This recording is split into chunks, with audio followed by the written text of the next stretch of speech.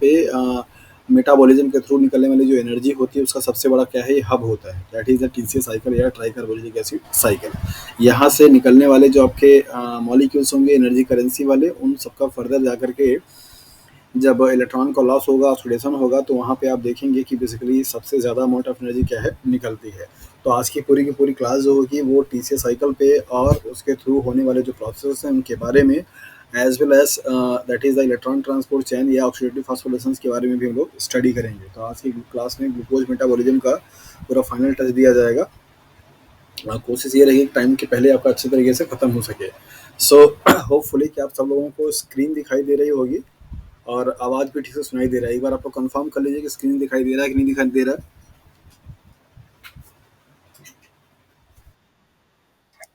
सब लोगों को ठीक से स्क्रीन और वॉइस सुनाई दे रही है, मतलब क्लियर आ रहा है, कोई ऐसा प्रॉब्लम तो नहीं है?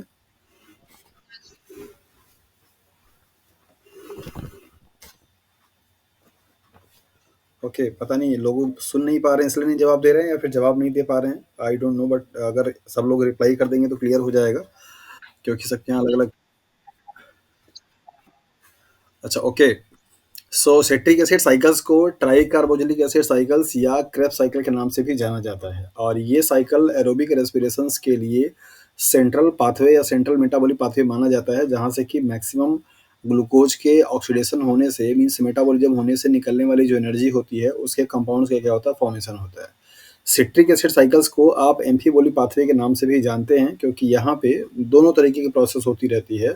मॉलिक्यूल्स का ब्रेकडाउन होना और ब्रेकडाउन होने से जो बनने वाले प्रोडक्ट होते हैं उनके थ्रू किसी डेरिवेटिव्स मॉलिक्यूल्स का बनना, मीन्स लार्ज कॉम्प्लेक्स कंपाउंड का बनना। तो एनाबॉलिक और कैटाबॉलिक दोनों टाइप के रिएक्शंस यहाँ पे होते रहते हैं। That is Y citric acid cycle को आप एम्फीबोलिक पाथवे के नाम से भी जानते हैं। देखेंगे हम लोग आगे चल करके कि कौन-कौन से वो मॉलिक्यूल्स हैं जिनका कि सिंथेसिस हो रहा है, कौन-कौन से मॉलिक्यूल है जिनका कि ब्रेक डाउन हो रहा है। कॉन्सेप्ट के लिए आप ये समझ जाइए कि एम्फीबोलिक का मतलब यही होता है कि ऐसे पाथवे या ऐसा साइकिल जहाँ पे दोनों टाइप के रिएक्शंस साथ-साथ में हैपन हो रहे हों, दैट मीन्स कैटाबॉलिज्म और एनाबॉलिज्म, तो उसको आप एम्फीबोलिक के नाम से जानते हैं। तो सिट्रिक एसिड साइकिल को आप एम्फीबोलिक पाथवे के नाम से भी जानते हैं। क्यों? इसके पीछे का रीज़न क्या है आपको बता दिया गया। The entire set of reaction of the citric acid cycle takes place in mitochondria. तो माइटोकॉन्ड्रिया का 2 रीजन होता है, जैसा कि आप लोगों को अच्छे तरीके से पता है, बताया गया कि माइटोकॉन्ड्रिया एक डबल मेम्ब्रेन बाउंड क्या होती है, स्ट्रक्चर होती है, और इसके डबल मेम्ब्रेन बाउंड वाले स्ट्रक्चर्स के नाम के बेसिस पे आप इसको 2 कंपार्टमेंट में डिवाइड करते हैं। एक जिसको आप क्या बोलते हैं, मैट्रिक्स बोलते हैं, और दूसरा आप इसको बोलते हैं इंट्रासेलुलर स्पेस या इंटर मेम्ब्रेन स्पेस। तो यहाँ पे जो होगा अलग चीज तरीके होती हैं। ये जो आपका है that is the outer membrane कहलाता है, और ये आपका है that is the inner membrane कहलाता है। यहाँ पे पूरा का पूरा वो सारा का सारा एंजाइम्स, कोएंजाइम्स, कोफैक्टर्स, आयंस, वो सब कुछ पाए जाते हैं जो कि इस टीसीए साइकिल में को चलाने के लिए क्या होते हैं, नेसेसरी होते हैं। तो एंटायर जो सेट होती है वो आपका माइटोकॉन्ड्रिया में पाया जाता है, माइटोकॉन्ड्रिया के मैट्रिक्स में। तो हम कह सकते हैं कि आपका टीसीए साइकिल जो है वो माइटोकॉन्ड्रिया के मैट्रिक्स में चलने वाली क्या है, एक मेटाबॉलिक पाथवे है, जो कि साइक्लिक पाथवे होती है और एम्फीबोलिक नेचर का होता है, मीन्स दोनों टाइप के यहाँ पे रिएक्शंस पाए जाते हैं। एसिटाइल को एंजाइम ए, जो कि आपका पायरुवेट के डीकार्बोक्सिलेशन से बना हुआ है, donate its acetyl group to the 4 carbon compound oxaloacetate to form the 6 carbon compound citrate. तो आपसे पूछा जा सकता है कि टीसीए साइकिल में फर्स्ट जो आपका कंपाउंड है जो कि इस एसिटाइल कोएंजाइम ए को क्या करेगा, रिसीव करता है, वो उसका नाम क्या है, दैट इज द ऑक्जेलोएसीटेट, जो कि एक 4 कार्बन का कंपाउंड है।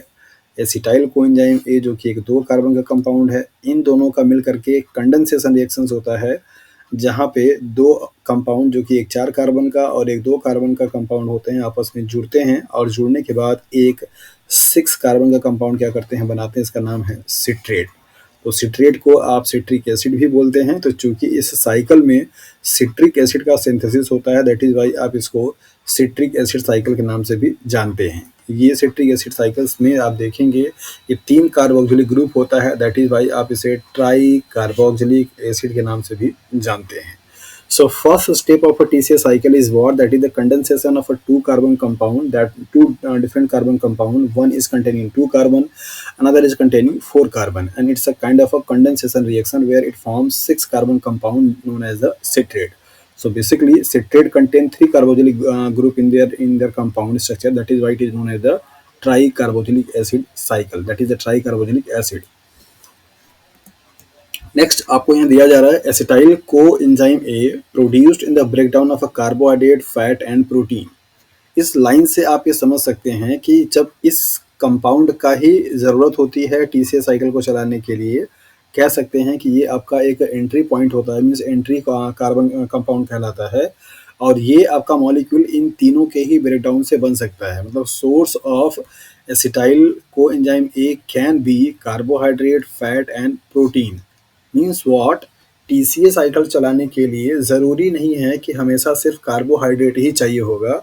अगर आपकी बॉडी में कार्बोहाइड्रेट का लेवल नहीं है, आप काफ़ी टाइम से लॉन्ग टाइम से कोई मील नहीं लिए हैं, स्टार्व कंडीशन में हैं, तो उस टाइम पे आपकी बॉडी में प्रोटीन भी नहीं होगा तो फिर फैट नहीं होगा तो ये प्रोटीन के डेरिवेटिव्स, ये सारे मॉलिक्यूल्स भी एसिटाइल को एंजाइम ए को प्रोड्यूस कर सकते हैं। और अगर ऐसा प्रोड्यूस होता है या करते हैं तो टीसीए साइकिल क्या होगी, कंटिन्यूसली चलती रहेगी। तो जैसा कि आप जानते हैं कि टीसीए साइकिल बेसिकली आपके जो सेलुलर रेस्पिरेशंस होते हैं उनका सेंट्रल पाथवे होता है, और रेस्पिरेशंस की प्रोसेस कभी भी रुकती नहीं है, वो कंटिन्यूसली आपकी चलने वाली क्या होती है, प्रोसेस होती है। तो यहाँ पे आपका इस प्रोसेस को, मतलब इस साइकिल को चलते रहना ज़रूरी होता है to obtain the maximum amount of energy for the metabolic reactions. So carbohydrate, fat and protein तीनों में से कोई भी मॉलिक्यूल्स आपका एसिटाइल कोएंजाइम बना सकता है, और ये स्टाइल कोएंजाइम ए आपका टीसीए साइकिल को चला सकता है। तो आप कह सकते हैं कि टीसीए साइकिल को चलाने के लिए not only carbohydrate is required, it can also be operated by fat proteins too. इन दोनों से भी इस साइकिल को ऑपरेट किया जा सकता है, बिकॉज ये दोनों भी आपके स्टाइल कोएंजाइम ए को बनाते हैं। साइकिल जो होगी, जैसा कि आपको कल भी बताया था कि एक ग्लूकोज के मॉलिक्यूल से दो पायरुविक एसिड बनते हैं, और उन दोनों पायरुविक एसिड का क्या होगा, पीडीएच एंजाइम के थ्रू डीकार्बोक्सिलेशन होकर के टू एसिटाइल कोएंजाइम बनेंगे। तो यहाँ पर आपको दिखाया जा रहा है कि ईच टर्न मीन्स एक साइकिल चलाने के लिए क्या क्या चीज़ें रिक्वायरमेंट होगी, क्या क्या चीज़ें होंगी। यहाँ पे देखिए, वन एसिटाइल ग्रुप, और एसिटाइल ग्रुप का फार्मूला आपने यहाँ पे देखा हुआ था, कल भी आपको पढ़ाया था। दो कार्बन का कंपाउंड होगा, enters as acetyl coenzyme A. Coenzyme A का स्ट्रक्चर आपने अलग से देखा था, और एसिटाइल ग्रुप का फॉर्मेशन आपने अलग से देखा था। जब आपका पायरुवेट का उस तरीके से डीकार्बोक्सिलेशन होता है तो पायरुवेट जो कि 3 कार्बन का कंपाउंड होता है, एक कार्बन आपका वहाँ पे निकल जाता है, तो बनने वाला जो ग्रुप होगा आपका एसिटाइल ग्रुप हो जाता है। और जब वो एसिटाइल को मतलब कोएंजाइम ए से जुड़ता है तो वहाँ पे एसिटाइल कोएंजाइम ए का फॉर्मेशन होता है। तो एक एसिटाइल ग्रुप एंटर करता है as acetyl coenzyme A and two molecules of CO2 leave. एक साइकिल में दो CO2 के मॉलिक्यूल्स क्या होंगे, आपके निकलेंगे, 2 CO2 मॉलिक्यूल्स, और एक आपका एसिटाइल कोएंजाइम क्या होगा, एंटर होगा एक साइकिल के लिए, right. One molecule of oxaloacetate is used to form citrate. यहाँ पर आपको बताया गया कि एक आपका ऑक्सैलिक एसिड जो कि 4 कार्बन का कंपाउंड होता है, एसिटाइल कोएंजाइम ए से क्या करता है, रिएक्शन करके 6 कार्बन का कंपाउंड बनाता है। तो मतलब यहाँ पे ये हुआ कि एक साइकिल में, मतलब एक बार वो टीसीए साइकिल चलेगा, उसके लिए आपका एक ऑक्सैलिक एसिड की क्या होगी, ज़रूरत होगी, जो कि पहले से ही सेल में पाई जाती है। One molecule of oxalic acetate is regenerated. एक ही साइकिल में आपका एक जो ऑक्सैलिक स्टेट होगा वो फिर से साइक्लिक फॉर्म में आकर क्या होता है, रीजनरेट हो जाता है। तो इन दोनों पॉइंट से आपसे सवाल बना करके पूछा जाता है कि सपोज अगर आपको 15 साइकिल चलाना है टीसीए साइकिल, तो number of oxaloacetate molecules will required be. अगर आपको कोई प्रोसेस हो रही है जहाँ पे 15 साइकिल आपको चलानी है टीसीए साइकिल को, 15 टाइम्स टीसीए साइकिल, तो how many molecules of oxalo acetate will required. आपके तरफ नेटवर्क का प्रॉब्लम है।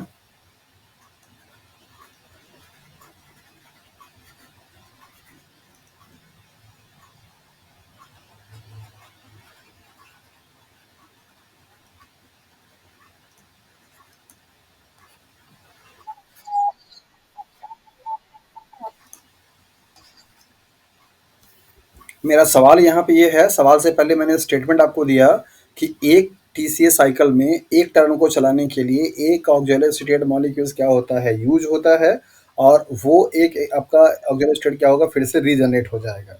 So if we want to operate 15 times TCA cycle, then how many number of auxiliary state molecules will require?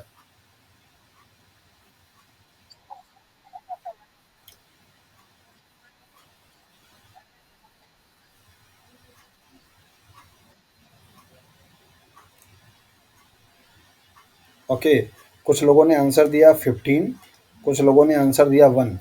तो दोनों लोग अपना अपना जस्टिफिकेशन दे सकते हैं।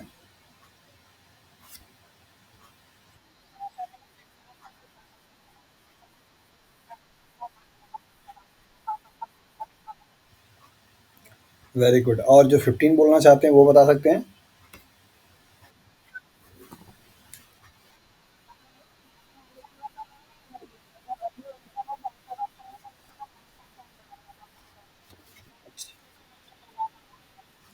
ओके, और कोई बताना चाहता है?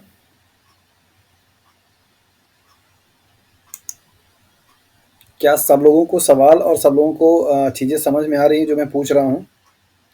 क्योंकि मैं आंसर सबसे उम्मीद कर रहा हूँ, ऐसा नहीं कि कोई एक दो बता करके क्वेश्चंस पास कर दे।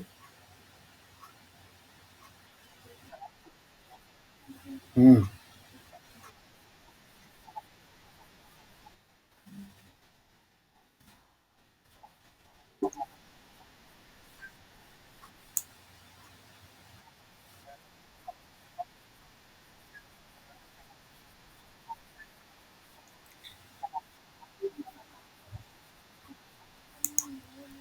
कंटीन्यूअस प्रोसेस चलनी है, आपको यहाँ पे वो लिख करके नहीं आएगा कि हाँ बाद में चलेगा, रुक के चलेगा, कंटीन्यूअस चलेगा।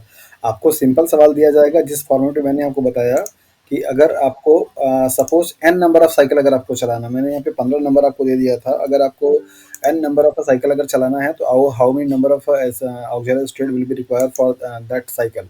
तो ये आपसे क्वेश्चंस की डिमांड की जाती है। चलिए टाइम को लॉस नहीं करते हैं बिकॉज टाइम की बहुत क्राइसिस है। जिन लोगों ने समझ लिया अच्छी बात है, जिनको समझ में नहीं आया वो ध्यान से समझे और इस चीज़ को आंसर करने की कोशिश करेंगे अपने हिसाब से। यहाँ पर आपको दोनों स्टेटमेंट से ये समझ में आता है कि यहाँ पे नेट जो गेन है या लॉस है वो दोनों क्या है, आपका ज़ीरो है। एक स्टेट का मॉलिक्यूल्स आपका क्या हो रहा है, लग रहा है, और एक ही स्टेट का मॉलिक्यूल्स क्या हो रहा है, रीजनरेट हो जा रहा है। तो मतलब यहाँ पे अगर देखा जाए तो ओवरऑल अगर पूरे इस साइकिल में देखा जाए तो सिर्फ और सिर्फ एक ही मॉलिक्यूल लगा और उसी से फिर आपका क्या हो रहा है, कंटिन्यूसली चल रहा है साइकिल। तो अगर एक मॉलिक्यूल्स अगर आपके पास ऑक्सिलरी स्टेट है तो उससे आप n number of means infinite number of auxiliary state क्या करते हैं, चला सकते हैं। उसकी ज़रूरत,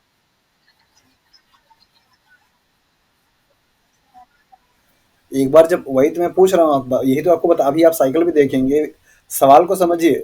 एक बार जब ऑक्सिलरी स्टेट आपका यूज हुआ और फिर उसी साइकिल में फिर से वो रीजनरेट हो गया, तो आपको सिर्फ फर्दर स्टाइल कोएंजाइम ए चाहिए, बार बार आपको ऑक्सिलरी स्टेट नहीं चाहिए।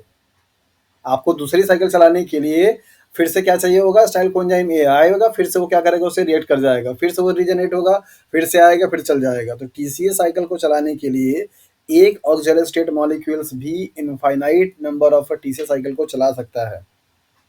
वहां पे हर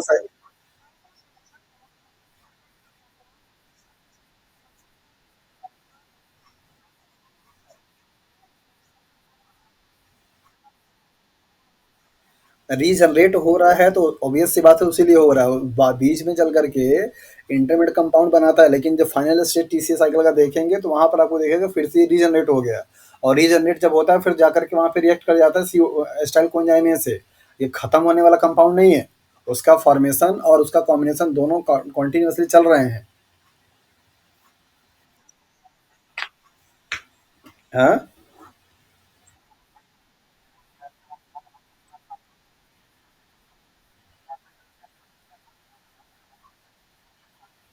वाह भाई वाह। आपको टीसीए साइकिल चलाने के लिए क्या चाहिए अमित?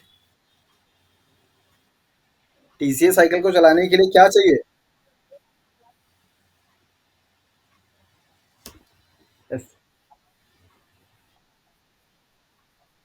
जो आपकी बॉडी में ग्लूकोज की रिक्वायरमेंट हो रही है, that is the source of acetyl coenzyme A. Acetyl coenzyme ए आपको हमेशा चाहिए, बट ऑक्सिलरी स्टेट आपको एक टाइम अगर यूज हो गया तो उसी से आप काम करते रह सकते हैं। आप बाहर से ऑक्सिलरी स्टेट लेते हैं क्या? नहीं ना,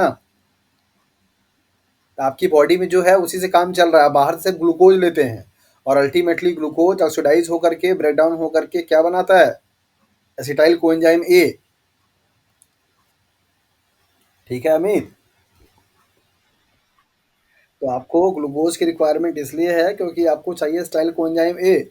आपको स्टेटमेंट ये नहीं दिया गया कि स्टाइल कोएंजाइम ए एक ही चाहिए होगा, आपको दिया गया ऑक्जेलोएसिटेट चाहिए एक, जो कि एसिटाइल कोएंजाइम ए के साथ में रिएक्ट करके कंडेंसेशन रिएक्शन के थ्रू 6 कार्बन का कंपाउंड बनाता है सिट्रिक एसिड।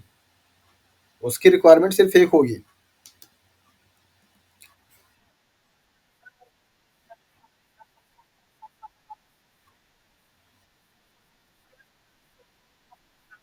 एक साइकिल के लिए एक चाहिए होगा, जितना नंबर ऑफ साइकिल चलेगा उतना आपको। जी हाँ, अगर स्टाइल कोएंजाइम ए के लिए पूछा जाता, so number of a cycle is equal to number of acetyl coenzyme A. जितनी साइकिल आपको चलानी होगी उतना आपको स्टाइल कोएंजाइम चाहिए होगा। ठीक है। नीचे की जो लाइन लिख रखी है ये आपको दोनों का समअप है। No net removal of oxaloacetate occurs, मतलब इस पूरे साइकिल में कोई भी रिमूवल आपका नहीं हो रहा है ऑक्जेलोस्टेट का, जो लग रहा है वही फिर से बन जा रहा है, जो बन रहा है फिर वही से लग जा रहा है।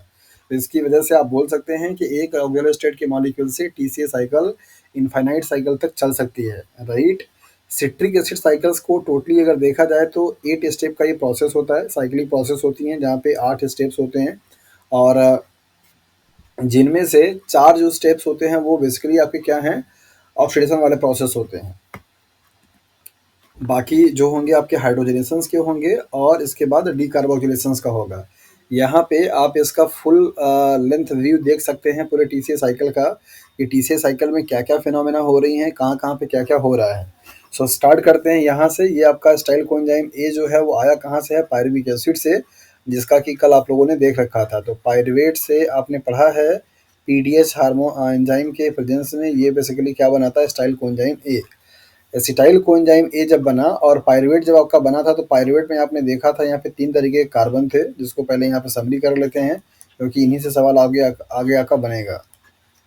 ये पायरुविक एसिड का स्ट्रक्चर है, जहाँ पे पायरुविक एसिड का डीकार्बोक्सिलेशन जब हुआ तो ये वाला आपका CO2 मॉलिक्यूल्स निकल गया। अब यही दोनों जो ग्रुप थे ये ग्रुप कहलाते हैं एसिटाइल ग्रुप। क्या कहलाते हैं, एसिटाइल ग्रुप। और ये एसिटाइल ग्रुप आपका जा करके कोएंजाइम के साथ रिएक्ट करके क्या बनाया है, एसिटाइल कोएंजाइम ए। तो सवाल मेरा यहाँ पे ये है कि इस एसिटाइल कोएंजाइम ए में ये जो कार्बोनिल वाला कार्बन है वो ग्लूकोज के कौन से कार्बन से आया हुआ है, 5 एंड 2। इसका मतलब यहाँ पे आप देखिए ये जो पिंक कलर का आपको दिखाई दे रहा है ये पूरा कार्बन कौन है, यही जो स्ट्रक्चर मैं आपका बनाया हुआ हूँ। मतलब पायरुविक एसिड के कीटोन वाला कार्बन और इसके बाद मिथाइल वाला कार्बन, यही है ना ये जो दिख रहा है स्ट्रक्चर। ये आपका पूरा पायरुविक एसिड था, जहाँ पे आपका ये क्या था 4 1, और ये आपका क्या है 6, सॉरी 4 3 6 एंड 1, ये कॉम्बिनेशन था। तो ये वाला आपका जो 4 एंड थर्ड वाला कार्बन सी डबल ओ था, ये आपका एज CO2 के रूप में यहाँ पे निकल गया था इस वाले रिएक्शन में। तो आपके पास बचा क्या है, पायरुविक एसिड का सिर्फ ये एस्टाइल ग्रुप, और ये जाकर के थायोल बॉन्ड से आपका कोएंजाइम ए के साथ में जुड़ गया है। तो इसको आप बोलते हैं एसिटाइल कोएंजाइम ए। इस वाले पूरे कार्बन के कंपाउंड को पिंक कर दिया गया है, ये समझाने के लिए कि अगर आप रेडियो लेबलिंग करते हैं कार्बन के कंपाउंड को ग्लूकोज के केस में, तो कहाँ तक जा करके वो रेडियो लेबल वाला कंपाउंड आपको दिखाई देगा और कहाँ जा करके वो ख़त्म हो जाएगा, कितने साइकिल के बाद आपको वो दिखाई देगा। अगर पहला साइकिल चलाते हैं तो क्या CO2 मॉलिक्यूल जो निकल रहा है या फिर आपका ऑक्जेलोस्टेट जो बन रहा है, क्या उसमें आपको वो रेडियो लेबल वाला दिखाई देगा या नहीं देगा, ये सारे सवाल यहाँ से बनते हैं। तो देखते रहिएगा पिंक वाला कार्बन कहाँ कहाँ पे जा रहा है। और वो जो पिंक वाला कार्बन है वो बेसिकली आपका पायरुवेट से आया है। पायरुवेट से जो कार्बन आए हैं उनके सोर्स के बारे में आपको बहुत अच्छे से इन्फॉर्मेशन मिली है। तो पहला रिएक्शन जो होगा वो बेसिकली कंडेंसेशन टाइप का रिएक्शन होता है यहाँ पे। और ये आपका एक 2 कार्बन का कंपाउंड है एसिटाइल कोएंजाइम ए। सेल्स में पहले से ही पाए जाने वाले कंपाउंड है ऑक्जेलोएसिटेट, जहाँ पे ये 4 कार्बन कंपाउंड होता है, 1 2 3 4, जिसे आप डाई कार्बोजेनिक एसिड के नाम से भी जानते हैं, राइट? तो यहाँ पे 2 आपको कार्बोक्सिलिक ग्रुप दिखाई देगा। इन दोनों मॉलिक्यूल्स का क्या होता है, कंडेंसेशन होता है। ये आपका इस तरीके से यहाँ पे 6 कार्बन का कंपाउंड क्या हो बन जाएगा, 1, 2, 3, 4, 5, 6। तो यहाँ पे 3 आपको दिखाई देते हैं क्या, carboxylic group, that is why आप इसको ट्राई कार्बोक्सिलिक एसिड के नाम से भी जानते हैं। तो ये जो आपका CH3COO आया, अब आकर के जो कीटोन ग्रुप था क्या बन गया, कार्बोक्सिलिक ग्रुप बन गया। तो कह सकते हैं कि ये जो आपका पिंक वाला कार्बन दिखाई दे रहा है, ये पूरा का पूरा किससे आया हुआ है, पायरुवेट से। और पायरुवेट के कौन कौन कार्बन है, ये वाले, ये कार्बन और ये कार्बन। तो मतलब हम यहाँ पे लिख सकते हैं कि जो कार्बोक्सिलिक वाला दिखाई दे रहा है वो ग्लूकोज के कार्बन नंबर 5 और 2 का है, और जो CH2 वाला ग्रुप दिखाई दे रहा है वो ग्लूकोज के 6 एंड 1 वाले कार्बन का है। इसको अच्छे से ध्यान रखिएगा। तो फर्स्ट स्टेप में आपका सिट्रेट सिंथेज एक आपका एंजाइम है, जिस एंजाइम के हेल्प से ये दोनों मॉलिक्यूल आपस में क्या हो रहे हैं, कंडेंस हो रहे हैं, जुड़ रहे हैं और एक 6 कार्बन का कंपाउंड बनाते हैं जिसका नाम है सिट्रेट या सिट्रिक एसिड। अगर यहाँ पे एच आ जाएगा तो सिट्रिक एसिड बोलेंगे, चूँकि सेल्स में सारे के एसिड जो होते हैं वो आयनाइज फॉर्म में होते हैं, दैट इज़ वाई यहाँ पे आपको आयंस के फॉर्म में दिखाया गया है, जो कि आपका क्या है, सिट्रेट है। ओके, तो पहला जो रिएक्शन है वो बेसिकली कैसा है, कंडेंसेशन टाइप का। यहाँ पे आप देखिए ब्रैकेट में आपको यहाँ पे लिख भी रखा है, पीडीएफ आपको मिलेगा। तो methyl group of acetyl coenzyme A converted to the methylene in the citrate. यहाँ पे CH3 था, यहाँ पे CH2 है, तो ये एल्केन था और ये एल्कीन हो गया, दैट इज वाई वो मिथाइल था तो ये मिथीन हो गया या मिथाइलिन हो गया। तो यहाँ पे कन्वर्जन हो रहा है और आपका जो कीटोन वाला कार्बन था वो कैसा हो गया, दैट इज द कार्बोक्सिलिक के फॉर्म में कन्वर्ट हो गया। तो इस रिएक्शंस को आप क्लेसन कंडेंसेशन रिएक्शन के नाम से भी जानते हैं। तो first step of a TCA cycle is form citric acid by the condensation of a oxaloacetate which is 4 carbon compound with the acyl coenzyme A containing 2 carbon compound. So this is called condensation reactions or Claisen condensation reaction in which citric acid is formed. तो यहाँ पर आपको बताया गया कि citric acid का कैसे formation होगा। नेक्स्ट जो रिएक्शंस होता है वो डिहाइड्रेशन या रिहाइड्रेशन का रिएक्शन होता है। तो यहाँ पर आपको दिखाया जा रहा है कि OH group of citrate repositions in isocitrate to set up a decarboxylations in the next step। जो आपका ये OH ग्रुप आपको यहाँ पे दिखाई दे रहा है, दिस वन, ये OH ग्रुप आपका क्या होता है, फिर से रीओरिएंट होता है, मतलब रीपोजिशन उसका बनता है, पोजिशन उसके चेंज होते हैं, जिसकी वजह से यहाँ पे एकोनिटेज के हेल्प से ये आपका जो है वो किसमें बनेगा, सिस एकोनिटेट बन जाएगा। तो यहाँ पे सिर्फ और सिर्फ देखिए कार्बन हाइड्रोक्सिल ग्रुप का ओरिएंटेशन चेंज हो रहा है। यहाँ पे ये वाला स्ट्रक्चर सेम है, ये वाले स्ट्रक्चर में अगर आप देखिए तो यहाँ पे OH लगा हुआ था, तो ये OH वाले बॉन्ड को यहाँ पे शिफ्ट किया गया और डबल बॉन्ड आ गया। फिर आपका ये पूरा का पूरा क्या हो गया, ये ट्रिपल बॉन्ड, मतलब ये ट्रिपल कार्बोनिलिक हो गया और इस वाले कार्बन से आपका ये एस यहाँ पे आकर के जुड़ गया।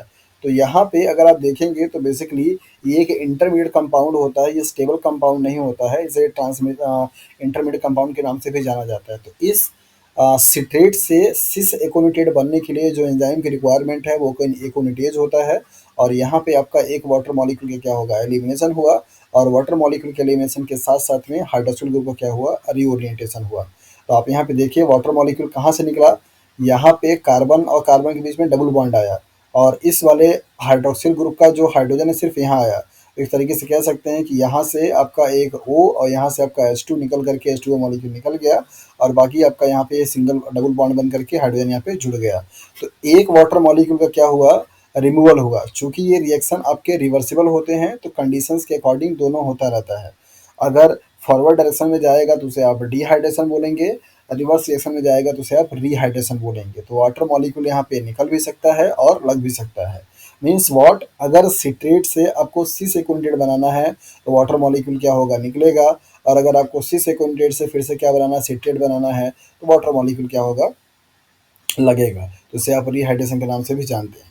तो सिस एकोनिटेट जो कि एक आपका इंटरमीडिएट कंपाउंड होता है, ट्रांसिएंट कंपाउंड होता है, और वहाँ पे आपका एक वाटर मॉलिक्यूल क्या होता है, निकलता है। नेक्स्ट स्टेप में अगला जो साइकिल है वो आपका वहाँ पे फिर से रिहाइड्रेशन का होता है, और इसको भी एकोनिटेज ही एंजाइम कैटालाइज करता है। ये बेसिकली दो दो ही स्टेप के, सेकेंड स्टेप के पार्ट दो हैं, ए एंड बी, आपको ब्रैकेट में लिख के भी दिखाया जा रहा है यहाँ पे, 2A और 2B।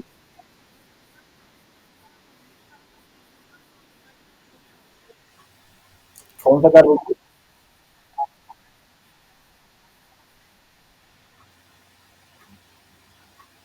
अच्छा, ओके।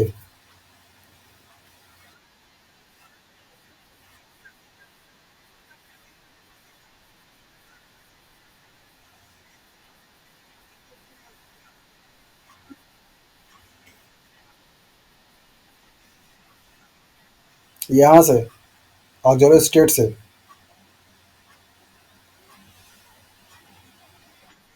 दिखाई दिया?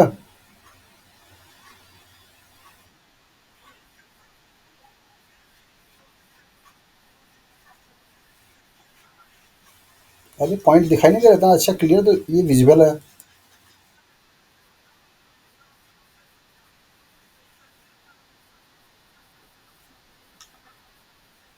तो यहाँ से आपका कंडेंसेशन रिएक्शन हुआ, यहाँ से आपके 2 कार्बोक्सिलिक ग्रुप गए और यहाँ से आपका 1 कार्बोक्सिलिक ग्रुप आया, तो यहाँ पे 3 कार्बोक्सिलिक ग्रुप बन गए। इन दोनों मॉलिक्यूल्स का कंडेंसेशन हुआ, प्लस हुआ यहाँ पे, जाकर के आपका ये बना, ठीक है? उसके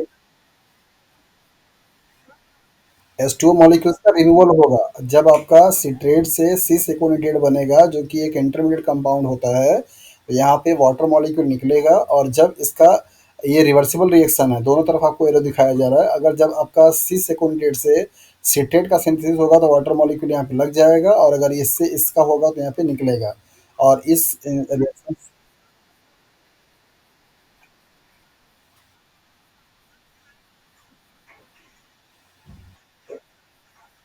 कंडेंसेशन रिएक्शन है, ये कंडेंसेशन, ये वाला दोनों जो रिएक्शंस, ये वाला सबस्ट्रेट आपका जाएगा यहाँ पे और ये इसके साथ में यहाँ पे जुड़ेगा, तो यहाँ पे जो रिएक्शंस हो रहा है वो कंडेंसेशन हो रहा है। तो कंडेंसेशन रिएक्शंस में H2O मॉलिक्यूल्स लगेंगे। जब भी कोई दो कंपाउंड का जुड़ना होगा तो वहाँ पे आपके दो मॉलिक्यूल्स, वाटर मॉलिक्यूल यहाँ पे आपको दिखाया जा रहा है, ये H2O मॉलिक्यूल्स है जो कि लग रहा है, और यहाँ से आपका स्टाइल कोएंजाइम निकल रहा है, ये इस वाले का सिर्फ और सिर्फ ये वाला ग्रुप आया है। तो पहले स्टेप में आपका वाटर मॉलिक्यूल निकला, दूसरे स्टेप में भी वाटर मॉलिक्यूल आपका निकला, तीसरे स्टेप में वाटर मॉलिक्यूल लग रहा है, मतलब यहाँ पे रिहाइड्रेशन हो रहा है। तो सिस एकोनिटेट से जब आपका आइसोसिट्रेट बनेगा, तो इस तरीके से यहाँ पे आप देखिए वाटर मॉलिक्यूल क्या हो रहा है, इनपुट हो रहा है, और यहाँ पे भी आपका जो एंजाइम काम करेगा एकोनिटेज ही काम करेगा। तो इसमें और इसमें बहुत माइनर डिफरेंस है। आप यहाँ पे देखिए कि यहाँ पे तीनों कार्बोक्सिलिक ग्रुप आपके साथ में दिखाई दे रहे थे, जबकि यहाँ पे 2 के बाद तीसरे वाले का कार्बन का जो आपका कार्बोनिल ग्रुप था, अब वो नीचे की तरफ आ गया, मतलब अभी 4 कार्बन की लेंथ बन गई, जबकि यहाँ पे 3 कार्बन का ही लेंथ था। जो चेन था वो 3 कार्बन का था, यहाँ पे 4 कार्बन की लेंथ हो गई है। 4 कार्बन, 2 आपके कार्बोनिल ग्रुप। तो इस तरीके से कार्बन की लेंथ जो है बड़ी है सिट्रेट में और सिस एकोनिटेट में। तो यहाँ पे आपको ये चीज़ थोड़ा समझना रहेगा। आपके एग्जाम में ये सवाल पूछा था सिट्रेट और आइसोसिट्रेट के स्ट्रक्चर को देख करके, कि कौन सा स्ट्रक्चर आपका सिट्रेट का है और कौन सा स्ट्रक्चर आइसोसिट्रेट का है। तो ध्यान दीजिएगा, सिट्रेट को आप ट्राई कार्बोक्सिलिक साइकिल बोलते हैं।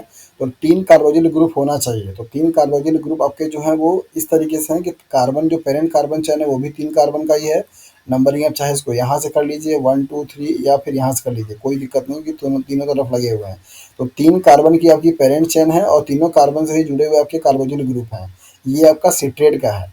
आइसोसिट्रेट की अगर बात करेंगे तो ये और ये इसका आपस में आइसोमराइजेशन हुआ, मतलब आइसोमेरिक फॉर्म है ये। तो यहाँ पे जो कार्बन की चेन थी वो 3 कार्बन के बजाय 4 कार्बन की चेन हो गई, और कार्बोक्सिलिक ग्रुप जो आपका तीनों कार्बन से लगा था, अब यहाँ पे 2 ही कार्बन से लगे हुए हैं। तो अगर आपसे फिर से इस तरीके का सवाल अगर पूछा जाता है तो इसको थोड़ा ध्यान दीजिएगा कि कैसे आप इसको समझ पाएंगे कि कौन सा आपका सिट्रेट है और कौन सा आपका आइसोसिट्रेट है। तो आइसोसिट्रेट और सिट्रेट एक दूसरे से आपस में आइसोमराइजेशन का फिनोमेना शो करते हैं। नंबर ऑफ कार्बन दोनों में सेम है, दैट इज 6 और कोई दिक्कत वहाँ पे नहीं है, सिर्फ ओरिएंटेशन का दिक्कत है। सो नेक्स्ट स्टेप में आइसोसिट्रेट से अब आपका बेसिकली जो फॉर्मेशन होगा दैट इज द अल्फा कीटोब्यूटेरेट। तो अभी तक आपने देखा कि 2 कार्बन 4 कार्बन मिलकर के 6 कार्बन का बनाया। अब ये 6 कार्बन के कंपाउंड से बेसिकली 4 कार्बन के कंपाउंड का क्या होगा, फॉर्मेशन होगा। तो यहाँ पर आप देखेंगे सॉरी, तो यहाँ पे आप देखेंगे कि एक आपका CO2 मॉलिक्यूल से निकल जाएगा, तो डी कार्बोक्सिलेशन की रिएक्शन यहाँ पे क्या होगी, परफॉर्म होगी। तो 6 कार्बन से पहले 5 कार्बन बनेगा, फिर 4 कार्बन आएगा। तो पहले 5 कार्बन बना, 1 2 3 4 5। तो यहाँ पे कितना था, 6 कार्बन था। 6 कार्बन से अब 5 कार्बन का कंपाउंड बनेगा, जो कि एक तरीके का क्या है, रिडक्शन इन कार्बन नंबर है। तो ये भी सवाल आपसे पूछा जाता है कि टीसीए साइकिल में फर्स्ट कार्बन रिडक्शन कौन से स्टेप में होता है या उसको कैटालाइज़ करने वाला एंजाइम क्या है? तो कार्बन रिडक्शंस का मतलब यही है कि स्टार्टिंग से ही टीसीए साइकिल में 6 कार्बन कंपाउंड बनते हैं। तो 6 कार्बन से कंपाउंड से जब उससे लोअर नंबर ऑफ कार्बन होगा तो उसे आप रिडक्शन इन कार्बन बोलते हैं। तो रिडक्शन इन कार्बन पहला शुरुआत कहाँ से हो रहा है? आइसोसिट्रेट से। अल्फा कीटोग्लिसराइड जब बनेगा with the help of isocitrate dehydrogenase से, तो वहाँ पर आपका कार्बन का क्या होगा? रिडक्शन होगा। तो आइसोसिट्रेट से अल्फा कीटोग्लिसराइड का बनना एक डी कार्बोक्सिलेशन का क्या है? रिएक्शन है, टाइप है, जहाँ पे CO2 मॉलिक्यूल्स क्या होते हैं? निकल जाते हैं। और ये जो CO2 मॉलिक्यूल्स निकला है वो कहाँ से, ज़रा इसको भी ध्यान देते रहिए। आप इन दोनों स्ट्रक्चर को देखेंगे तो आप समझ पाएंगे कि बेसिकली CO2 मॉलिक्यूल्स कहाँ से निकल रहा है। यहाँ पर आप देखिए ये अभी भी पिंक वाला बना हुआ है, पिंक वाला बना हुआ, मतलब ये वाला आपका कार्बन नहीं गया है जो CO2 के फॉर्म में। यहाँ पे देखिए सेकंड वाले कार्बन पे CO2 था, सी डबल बॉन्ड O था, अब यहाँ पे CH2 आ गया है। थर्ड वाले कार्बन पे आपको सी डबल बॉन्ड O दिखाई देगा, चौथे वाले पे आपको ये दिखाई देगा। मतलब ये वाला भी क्लियर है कि नहीं गया है, ये वाला क्लियर है कि नहीं गया, गया कौन है? ये वाला गया हुआ है, राइट। तो आपका सेकंड वाला कार्बन से यहाँ पे CO2 मॉलिक्यूल्स निकल जाएगा। नेक्स्ट स्टेप में फर्दर फिर से क्या होगा? डीकार्बोक्सिलेशन होगा। तो अल्फा कीटोग्लूटारेट जो कि आपका 5 कार्बन का कंपाउंड होता है, इससे अब आपका सक्सिनल कोएंजाइम ए बनेगा जो कि 4 कार्बन का कंपाउंड होता है। यहाँ पे भी एक आपका CO2 मॉलिक्यूल्स का क्या होगा? निकलना होगा। और इसके लिए जो एंजाइम होंगे alpha keto glyceride dehydrogenase complex होगा, यहाँ से आपका क्या होगा? CO2 मॉलिक्यूल निकलेगा। जहाँ कहीं पे भी डिहाइड्रोजिनेज की बात आ जाती है वहाँ पे आप समझ जाइएगा कि हाँ NADH पूल है, मतलब NADH वहाँ से क्या होगा? फॉर्म होगा। तो ये दोनों ही स्टेट से या दोनों ही जगह से आपको यहाँ पे NADH दिखाया जा रहा है कि वहाँ पे बन रहा है। तो जहाँ कहीं पे भी डिहाइड्रोजिनेज कॉम्प्लेक्स एंजाइम लग जाएगा या डिहाइड्रोजिनेज लग जाएगा तो वहाँ पे NADH का फॉर्मेशन हो जाता है। तो पहले 6 कार्बन, फिर 5 कार्बन, फिर 4 कार्बन। तो सक्सिनल कोएंजाइम ए आपका जो बनेगा वो बेसिकली क्या होगा? 4 कार्बन का कंपाउंड होगा। तो यहाँ पे आप देख पा रहे हैं 1 2 3 4, राइट। 4 कार्बन आपको यहाँ पे दिखाई दिया। अब तक अभी तक जो भी आपका ये रेडियो लेबल्ड किया हुआ कार्बन था ग्लूकोज का, जो कि पायरुविक एसिड से स्टार्ट कोएंजाइम बना है, अभी तक आपको यहाँ पे ये दिखाई दे रहा है। इसके बाद वाले स्टेप में आपको कहीं भी दिखाई नहीं देगा। तो आप यहाँ पे देखिए कि जब सक्सिनल कोएंजाइम ए का फॉर्मेशन हुआ, मतलब ये सक्सिनल कोएंजाइम ए तक आपको दिखाई दिया, नेक्स्ट स्टेप में यहाँ पे क्या होगा? अब यहाँ पे सबस्ट्रेट लेवल का फॉस्फोराइलेशन हो रहा है। मतलब अभी तक आपके ये जो थायोल ग्रुप बॉन्ड जुड़े हुए थे, ये जो ऐसा आपको लगा हुआ स्टाइल कोएंजाइम का ग्रुप थायोल ग्रुप से, अब ये थायोल ग्रुप का जो ये एक्चुअली बहुत ही हाई एनर्जेटिक बॉन्ड होते हैं। जहाँ कहीं पे भी आपका एसएस ग्रुप आपका लग जाता है तो ये काफ़ी एनर्जेटिक बॉन्ड होता है। अब इस बॉन्ड की एनर्जी जो रिलीज होगी, मतलब इस बॉन्ड को ब्रेक करने के बाद जो एनर्जी रिलीज होगी, ये एनर्जी अब लगता किसमें है? फॉस्फोएस्टर बॉन्ड को बनाने में, मतलब फॉस्फोराइलेशन करने में। तो जहाँ पे आपका क्या होता है? एटीपी या जीटीपी क्या होता है? सिंथेसिस होती है। तो इस एडीपी को या जीडीपी को इनऑर्गेनिक फॉस्फेट से जुड़ने के लिए जिस अमाउंट ऑफ एनर्जी की रिक्वायरमेंट होती है, वो अमाउंट ऑफ एनर्जी जब SS bond means thiol group का बॉन्ड जो होता है जब ब्रेकआउट होता है, तो उसके यहाँ से निकलने वाली जो एनर्जी होती है वो फॉस्फोएस्टर बॉन्ड को बनाने में क्या करती है? यूटिलाइज हो जाती है। तो यहाँ पर आपका एक high energetic compound direct GTP का या एटीपी का फॉर्मेशन होता है। So this is the single and only one step in the TCA cycle where direct ATP is formed.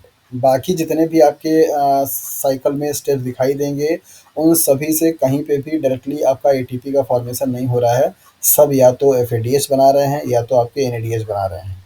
ATP का फॉर्मेशन कहीं पे नहीं हो रहा है। तो ये स्टेप जो आपका है, यहाँ पे आपको समझना होगा कि ये जो वाले जो बॉन्ड हैं वो आपके थायरो ग्रुप के बॉन्ड हैं, और यहाँ से ब्रेक होने के बाद एनर्जी बहुत ज़्यादा निकलती है, और ये एनर्जी जीडीपी या एडीपी के साथ में जब पीआई जुड़ता है तो फॉस्फोएस्टर बॉन्ड बनाता है। इस बॉन्ड को बनाने के लिए जो एनर्जी लगना है वो एनर्जी यहाँ से कंपनसेट हो जाती है। तो अब आपका यहाँ पे एक क्या होगा?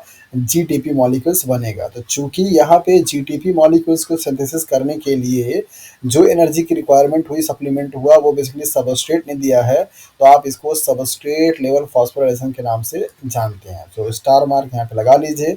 टीसीए साइकिल में सबस्ट्रेट लेवल फॉस्फोराइलेशन कौन से स्टेप में होता है? रिएक्शन देकर के आपको लिखे जाते हैं। तो सक्सिनल कोएंजाइम ए से जब आपका सक्सिनेट का फॉर्मेशन होगा तो उस स्टेप में आपका डायरेक्टली एटीपी क्या होती है? सिंथेसिस होती है, और वहाँ पे सबस्ट्रेट लेवल क्या होता है? फॉस्फोराइलेशन होता है। क्या सब लोग आवाज़ सुनाई दे रहा है सब लोगों को? अच्छा, बार-बार ये मैसेज बज रहा था, मुझे लगा सब लोग चले गए हैं क्या? अच्छा, अर्चना जोड़ना चाह रही हैं, ओके। सो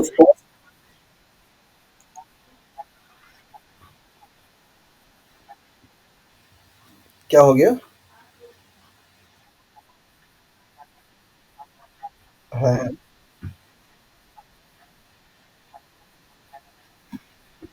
ध्यान ध्यान से देखिए, कहीं दिखाई दे रहा निकलता हुआ?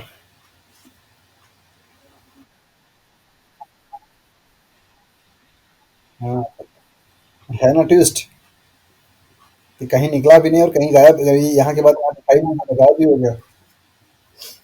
थोड़ा दिमाग पे आप लोग जोर डालिए, कहाँ जा सकता है, कहाँ चला गया, तब तक मैं ये बाकी ये चीज़ को समझा दूँ, फिर आते हैं उस पे। तो यहाँ पे मैं आपको समझा रहा था कि ये आपके टीसीएस साइकिल का पहला और एक सिंगल ऐसा साइट है जहाँ पर आपका डायरेक्टली एटीपी या जीटीपी का क्या होता है, सिंथेसिस होता है। तो बहुत ही फ्रीक्वेंटली ये सवाल आपसे पूछे जाते हैं कि टीसीएस साइकिल में सबस्ट्रेट लेवल फास्फोराइलेशंस कहाँ पर होता है।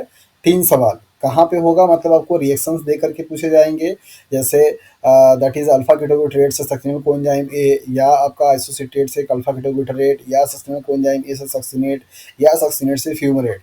इस तरीके से रिएक्शन दिए जाएँगे, या आपको एंजाइम दिए जाते हैं कि एटीपी की सिंथेसिस वाले रिएक्शंस को कैटालाइज़ जो करता है वो एंजाइम कौन-सा है। तो आपको नाम वहाँ पे दिया जाएगा, जैसे सक्सिनेट डिहाइड्रोजनेज दिया सकता है, अल्फा कीटो डिहाइड्रोजनेज दिया सकता है, सक्सिनल कोएंजाइम ए सिंथेटेज दिया सकता है, इस तरीके से नाम आपको दिए जाएँगे। तो या तो आपसे पूछेगा एंजाइम का नाम दे करके, या तो आपसे पूछेगा रिएक्शन का नाम दे करके, और या तो आपसे पूछेगा कि सबस्ट्रेट लेवल फास्फोराइलेशन कहाँ पर होता है। तो इस तरीके के सवाल यहाँ से इस टाइप से बनते हैं।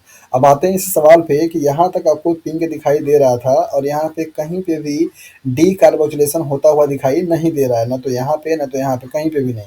यहाँ पे आपको सिंपल दिखाई दे रहा है कि जो कोएंजाइम ए है एस एस बॉन्ड लेकर के निकल गया, और इसके बाद आपका जो जीडीपी था वो एटीपी में बन गया। तो इस वाले बॉन्ड का यहाँ से ब्रेकेज हुआ, यहाँ पे आपका निकल गया, और इस वाले से कंबाइन होकर के ये बन गया। तो ये आपका CO2 जो कि लेबल्ड था पिंक वाला, वो गया कहाँ? क्या किसी के मन में अभी आइडिया कुछ आ रहा है?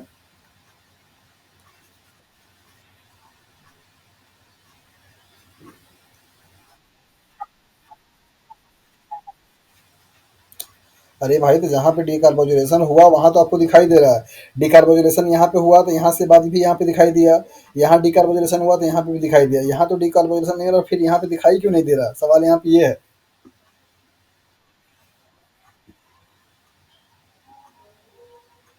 जल्दी बताइए। अरे भाई, यहाँ पे भी कार्बन संख्या 1 2 3 4 है, यहाँ पे भी कार्बन संख्या 1 2 3 4 है, तो कार्बन का नंबर तो बराबर है, तो कैसे आप डिकार्बोजुलेशन बोल पाएंगे? तो बताइए, जल्दी जल्दी फटाफट सोच के बताइए, 1 मिनट का समय है, फिर नहीं तो हम डिस्कस करेंगे कि टाइम कम है। क्या किसी के मन में ये सवाल स्ट्राइक किया था अमित के अलावा? अमित का पूरा ध्यान सिर्फ कलर पे है कि कलर कहाँ गायब हो गया।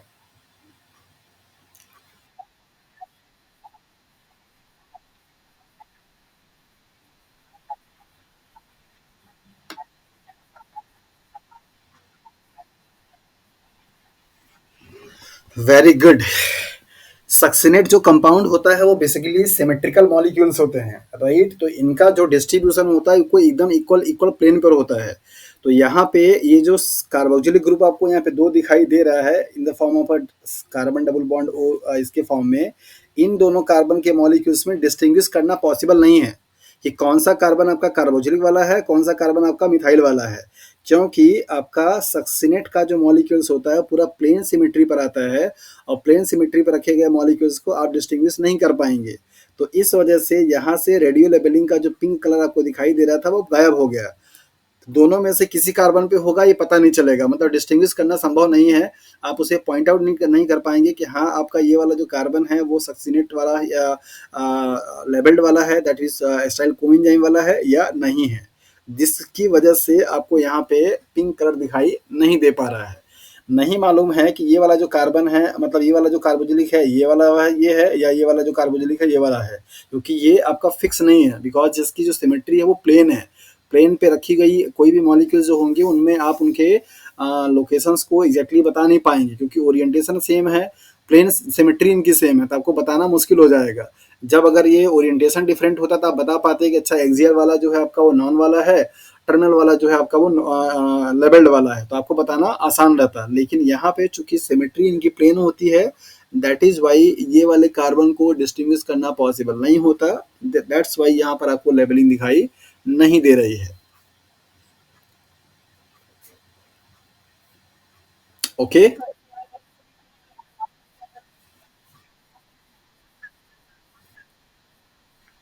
Very good.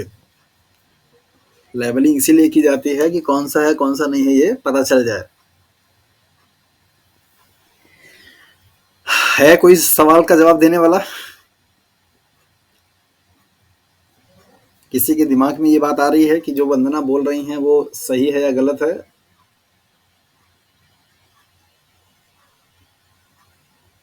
अरे थोड़ा जल्दी जल्दी रिस्पॉन्स किया करिए भाई, आप लोग, मैं बोल के वेट करता रहता हूँ। या तो मैं फिर कंटिन्यू सिर्फ फ्रंट साइड में से पढ़ाता चला जाऊँ, आप लोग से सुनते चले जाइए, कुछ तो आप लोग इंटरेक्ट हुआ करिए। इतना टाइम क्यों लगता है रिस्पॉन्स देने में?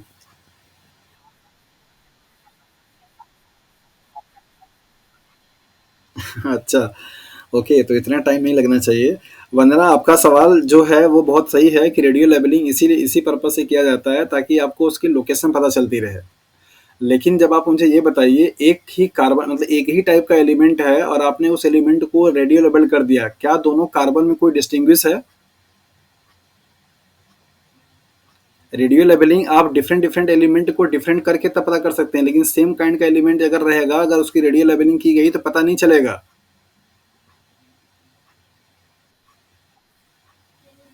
जिसकी वजह से ये डिस्टिंग्विश करना पॉसिबल नहीं हो पाता है कि वो कौन सा है। बाद में चल करके जब एनएमआर स्पेक्ट्रोस्कोपी की डिस्कवरी हो, मतलब एनएमआर स्पेक्ट्रोस्कोपी का बहुत ब्रॉड सेंस आया, तब जा करके इस चीज़ को क्लियर कर पाया जो है कि हाँ, ये वाला जो कार्बन है आपका इस तरीके से है और ये वाला कार्बन आपका इस तरीके से है।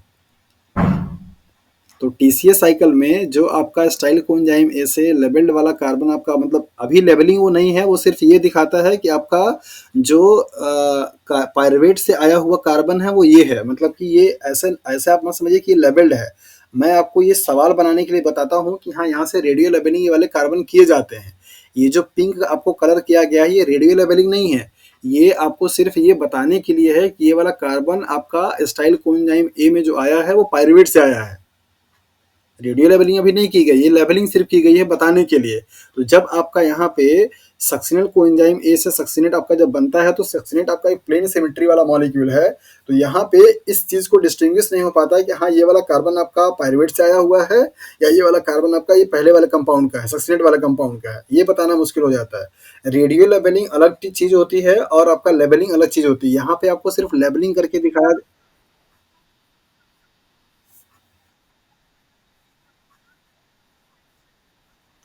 नहीं नहीं, सिमेट्री का मतलब होता है कि जब किसी भी मॉलिक्यूल्स के जितने भी एटम्स जुड़े हुए हैं, अगर आप उनको ऐसे रखिए तो वो सरफेस पे एकदम प्रॉपर टच करें, सरफेस पे ही आ जाएं, तो उसको आप बोलते हैं सिमेट्रिकल मॉलिक्यूल।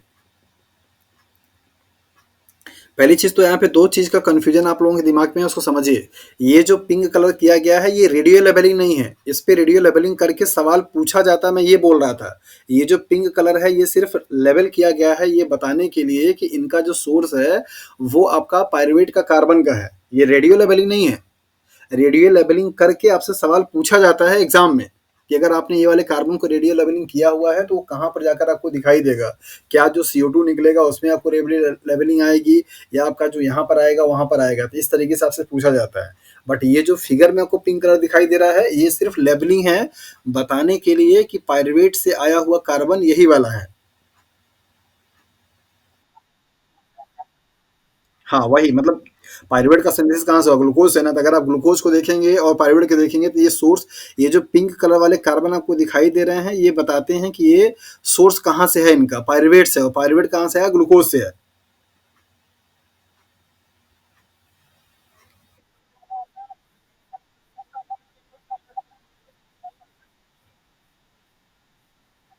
हाँ, ये भी कर सकते हैं।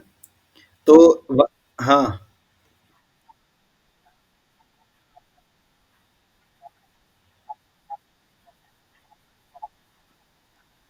अरे भाई ये देखिए यहाँ पे ध्यान दीजिए, सही तरीके से समझ नहीं पाते ये।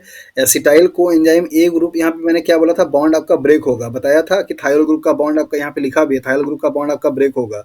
जब आपका ये वाला बॉन्ड ब्रेक होगा ना, तो यहाँ पे आप देखिए जो डबल बॉन्ड है ये यहाँ से हट जाएगा, तो ये आपका यहाँ पे ऑक्सीजन ये वाला ग्रुप का यहाँ पर आया है।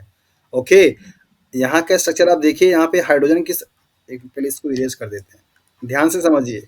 यहाँ पे ये दोनों ग्रुप आपके सेम है, इसमें कोई प्रॉब्लम नहीं होनी चाहिए। अब आते हैं सिर्फ इस वाले कार्बन पे, ये वाले कार्बन पे CH2 ग्रुप है, ये वाले कार्बन पे ऑक्सीजन के साथ में यहाँ पे ये जुड़ा हुआ है। तो जब आपका यहाँ पे थायोल ग्रुप यहाँ पे निकला, मतलब SH के साथ में यहाँ पे एक H दिखाई दे रहा है, इसके साथ में जब ये रिड्यूस होकर के निकला है, तब जाकर के आपका ऑक्सीजन यहाँ पर आकर के बाइंड हुआ है। और ये जो ऑक्सीजन है वो कहाँ से आते हैं, वाटर मॉलिक्यूल के डिप्लीशन से।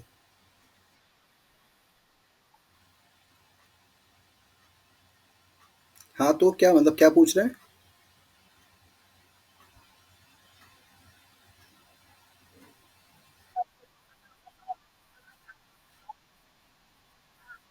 तो वो देखिए जो, अब सारी चीजों का,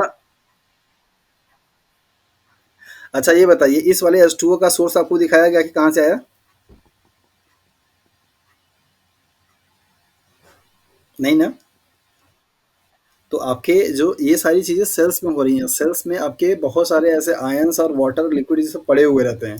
तो यहाँ पे साइकिल में वो सारी चीज़ें आपको दिखाई जाती हैं जिनका कि आपको उस साइकिल को समझने के लिए ज़रूरत है, राइट? इतना अंडरस्टूड क्या?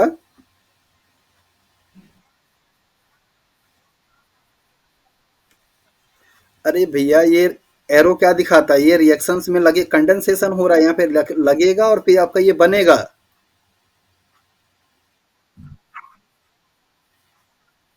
बिल्कुल, सेल आपका पूरा तरीके से एक एक्वस मीडियम होता है और उसी सारे एक्वस मीडियम में सारे रिएक्शंस होते हैं। इतना कन्फ्यूजन आप लोगों के दिमाग में कहाँ से क्रिएट हो जाता है? हुँ। हाँ, हाँ, पूछिए, पूछिए, पूछिए, कन्फ्यूजन पूछिए। हुँ, हुँ। हाँ, हाँ, बिल्कुल, बिल्कुल।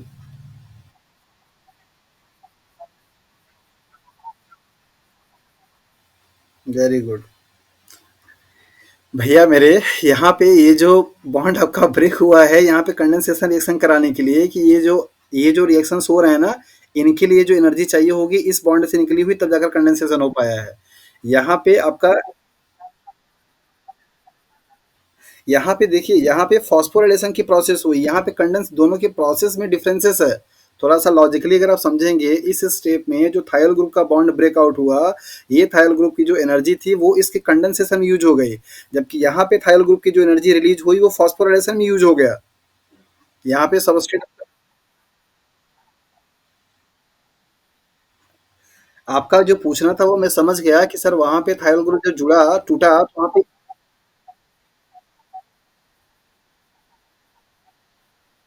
हम्म, बिल्कुल।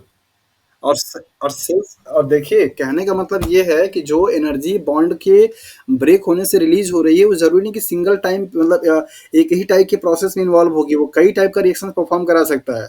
तो यहाँ पे चूंकि जरूरत कंडेंसेशन का होता है, फॉस्फोरिलेशन का नहीं, तो इसलिए इस वाले रिएक्शंस में जो इस दोनों बॉन्ड को जोड़ने के लिए जो एनर्जी चाहिए वो एनर्जी यहाँ पे लग गई। यहाँ पे जीडीपी मॉलिक्यूल जो कि सेल्स में थे, इनको एटीपी बनाना था या जीटीपी बनाना था, तो ये जो थायोल बॉन्ड का एनर्जी था वो जुड़ गया कहाँ पे, फॉस्फोएस्टर बॉन्ड बनाने में। चलिए वेरी गुड। और किसी का कुछ डाउट है टीसी साइकिल में?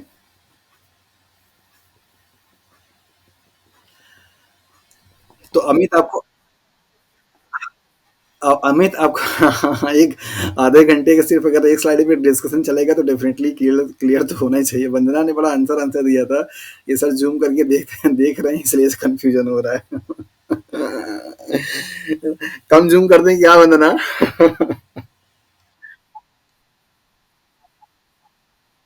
चलो भाई, और जूम कर लेते हैं तो अच्छे से क्लियर हो जाएगा।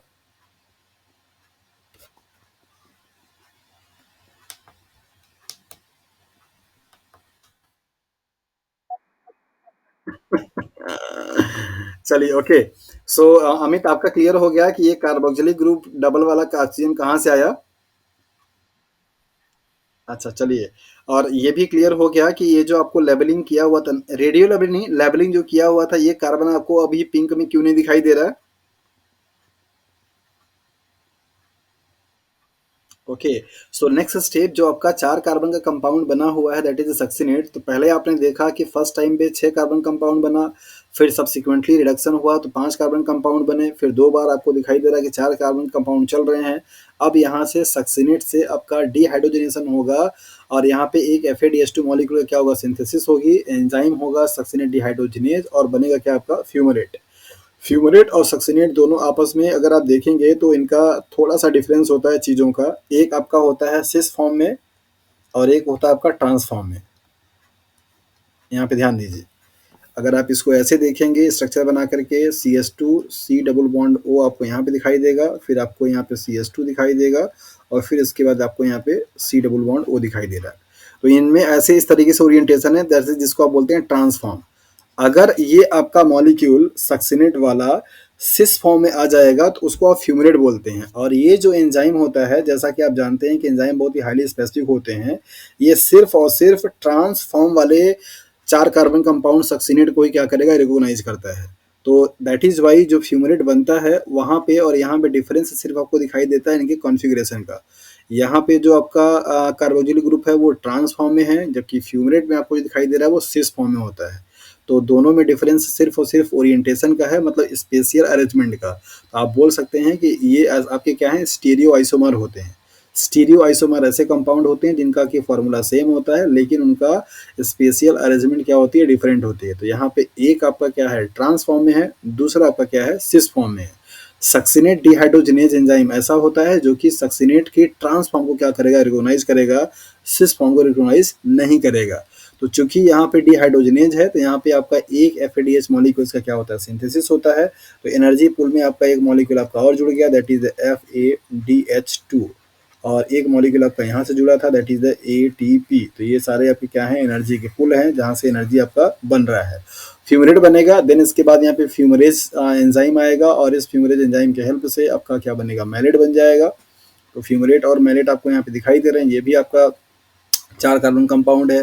देन इसके बाद यहाँ पे हाइड्रेशन हाइड्रेशन रिएक्शन हुआ, फिर इसके बाद मैलेट डिहाइड्रोजनेज आएगा, फिर से यहाँ पे आपका एक NADH का फॉर्मेशन होगा और देन आपका क्या बनेगा, ऑक्सिडल स्टेट आपका ये बना देगा। तो जिस कंपाउंड से इस साइकिल की शुरुआत हुई थी, at the end of the cycle वही कंपाउंड फिर से क्या हो गया, आपका बन गया। इसी की बात मैं कर रहा था कि एक साइकिल में एक आपका ऑक्सिडल स्टेट क्या होता है, यूज होता है और एक आपका क्या होता है, बन जाता है। तो नेट रिमूवल जो होगा आपका जीरो हो जाएगा, मतलब एक ही कंपाउंड ऑक्सिडल स्टेट से ये साइकिल कंटिन्यूअसली क्या होगी, चलती रहेगी। जरूरत सिर्फ फ्रेश में किसका पड़ेगा, that is the style coenzyme A का। ये मॉलिक्यूल्स आपका आता रहेगा और ये वाले मॉलिक्यूल्स आपके कंबाइंड होते रहेंगे, तो ये प्रोसेस कंटिन्यूअसली चलती रहेगी। So for infinite time of TCA cycle there is only one oxaloacetate molecules will be needed. तो पूरी इनफाइनाइट टाइम तक टी साइकिल को चलाने के लिए सिर्फ एक ऑक्जेलोस्टिक एसिड मॉलिक्यूल की जरूरत होगी, जबकि स्टाइल कोएंजाइम जो होगा वो पर साइकिल पर मॉलिक्यूल की रिक्वायरमेंट होगी, मतलब n cycle n acetyl coenzyme है। तो इस चीज़ को थोड़ा मैथमेटिक पॉइंट ऑफ व्यू को ध्यान रखिएगा, क्योंकि ये सवाल एग्जाम में आपसे पूछा गया है। जिस पॉइंट को मैं 4 से 5 बार बताता हूँ उसका मतलब वो सवाल पूछे जाते हैं। तो आप इस चीज़ को ध्यान दीजिएगा। आपसे पूछा गया है कि इनफाइनाइट टाइम तक TCA साइकिल को चलाने के लिए कितने नंबर ऑफ ऑक्सिडल स्टेट मॉलिक्यूल की जरूरत पड़ेगी। तो हो सकता है कि नेक्स्ट टाइम आपके एग्जाम में पूरा अच्छा खासा लेखा जोखा बना के दे दे कि ऑक्सिडल स्टेट एक आपका 4 कार्बन का कंपाउंड होता है, TCA साइकिल में स्टाइल कोएंजाइम से कंडेंस होकर सिट्रिक एसिड साइकिल बनता है। तो एक सिट्रिक एसिड को बनाने के लिए एक ऑक्सिडल स्टेट की जरूरत होती है। तो इस तरीके से अगर आपको 20 citric acid cycle citric acid बनाना है तो कितने नंबर ऑफ ऑक्सिडल स्टेट बनेंगे, आपके दिमाग में तो तुरंत आंसर आ जाएगा और वहाँ पे ऑप्शंस में 20 भी लिख करके दिया रहेगा। तो एक आपका 20 दिया रहेगा, एक आपका 1 दिया रहेगा, एक आपका इस तरीके से 15 दिया रहेगा। इस तरीके से एक वाले पे ऑप्शन तो किसी का ध्यान जाएगा ही नहीं, ये गारंटी है। सबका ध्यान कहाँ पे जाएगा, 20 वाले पे, 18 वाले पे, 19 वाले पे, इस तरीके से। अगर 18, 19, 20 और एक ऑप्शन दे दिया जाए तो एक वाले पे ध्यान तो किसी का जाएगा ही नहीं।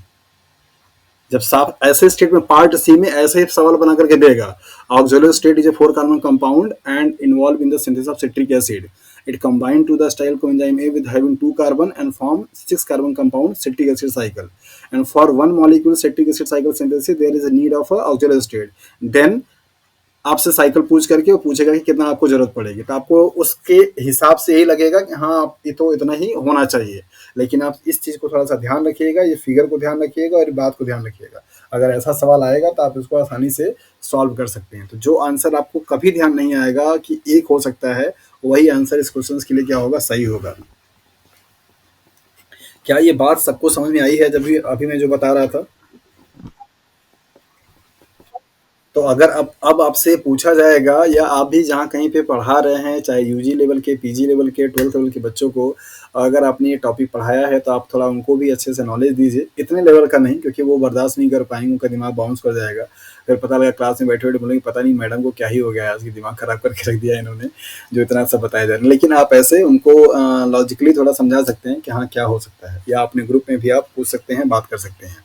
ओके, तो ये आपने देखा कि सिट्रिक एसिड साइकिल का या टीसीए साइकिल का जो एक मेन सिनेरियो है वो क्या है, किस तरीके से चलता है, क्या क्या चीज़ें बनती हैं, कौन कौन से एंजाइम इन्वॉल्व होते हैं, कौन कौन सा रिएक्शंस पे आपका एनएडीएच एपीडीएस के फॉर्मेशन होता है। अभी इनके बारे में भी हम लोग देखेंगे, एनर्जी पूल के बारे में आपको बताएंगे कि हाँ एक एनएडीएस से 2.5 आपका एटीपी या 3 एटीपी का क्या होता है, सिंथेसिस होती है, राइट। और ऐसे ही आपका एफएडीएस से 1.5 या आपका 2 एटीपी का क्या होता है, सिंथेसिस होती है। और एक एटीपी आपको यहाँ से दिखाई दे रही है। चूंकि यहाँ पे 3 एनएडीएच है तो आप यहाँ पे बता सकते हैं कि 3 एनएडीएच की जो वैल्यू हो जाएगी वो 3 इंटू थ्री इक्वल टू आपका क्या हो जाएगा, 9 एटीपी हो जाएगा। और वैसे ही आपका एक एफ है तो एक एफ का मतलब 2 into 1 is equal to 2 ATP, और इसके बाद आपका यहाँ पे 1 एटीपी। तो टोटल आपका जो बनेगा वो कितना बनेगा, दैट इज 12 एटीपी मॉलिक्यूल्स का सिंथेसिस होगा एक एसिटाइल कोएंजाइम ए से। तो यहाँ पे आप बोल सकते हैं कि one single acetyl coenzyme A is equal to 12 ATP. एक चीज लेकिन ध्यान दीजिएगा, ट्विस्ट करने के लिए एग्जाम में सवाल पूछा होता है कि direct synthesis of ATP molecules in TCS cycle, तो वहां के लिए आंसर आपका सिर्फ एक होगा। क्योंकि एफ और एन ये जो बन रहे हैं, यहाँ से इनकी एटीपी नहीं बनेगी, ये आगे जब आप जाएंगे पढ़ेंगे oxidative phosphorylation, that is the ETS means electron transport system, तो वहाँ पे इनका फिर से क्या होगा, ऑक्सीडेशन होकर के एनर्जी रिलीज करते हैं। टीसीएस साइकिल में सिर्फ ये एनर्जी वाले कंपाउंड की सिंथेसिस होती है, एनर्जी डायरेक्टली आपका यहाँ पे नहीं बनता, क्योंकि रेस्पिरेशन का अभी ये इंटरमीडिएट रिएक्शन पढ़ रहे हैं आप। लास्ट जो रिएक्शन होगा वो इलेक्ट्रॉन ट्रांसपोर्ट चेन होगा, जहाँ पे इलेक्ट्रॉन को रिसीव करके ऑक्सीजन आपका वाटर मॉलिक्यूल में क्या होगा, कन्वर्ट होगा। तो डायरेक्ट अगर आपके सिंथेसिस पूछी जाएगी number of ATP molecule in the TCS cycle, so answer will be 1 and total possible number of ATP will be then 12 per style coenzyme से। एक बार के स्टाइल कोएंजाइम से एक आपका क्या होगा, डायरेक्टली जेटीपी सिंथेसिस होगी, और टोटल नंबर ऑफ जो एटीपी बन सकते हैं वो 12 बन सकते हैं। तो अगर आपसे पूछा जाता है कि एक ग्लूकोज के मॉलिक्यूल्स से टीसीएस साइकिल में डायरेक्ट सिंथेसिस एटीपी का कितना होगा, तो क्या बताएंगे?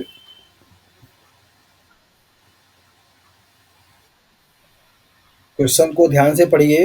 वन मॉलिक्यूल से टीसीएस साइकिल्स में, वन मॉलिक्यूल ऑफ ग्लूकोज से टीसीएस साइकिल में बनने वाले डायरेक्ट एटीपी की नंबर कितना होगा, तो क्या बताएंगे?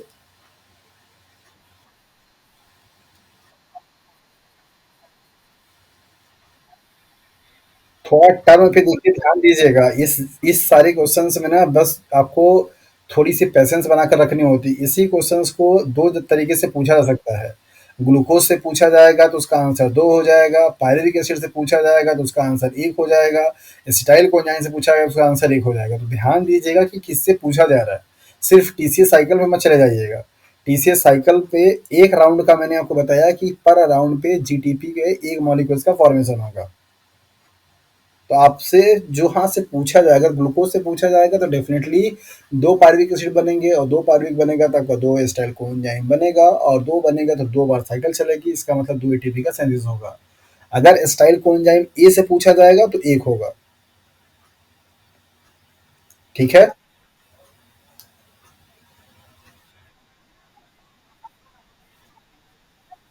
क्या बता दें? कोई डिफरेंस नहीं है, कोई डिफरेंस नहीं है, सिर्फ बेस जो होते हैं उनका डिफरेंस होता है। यहाँ पे आपका ग्वानिन बेस होता है, वहाँ पे आपका एडेनिन बेस होता है, बाकी एनर्जी के डिफरेंस में कोई डिफरेंस नहीं है। ब्रैकेट में एटीपी भी लिखी हुई है, ध्यान से देखिए।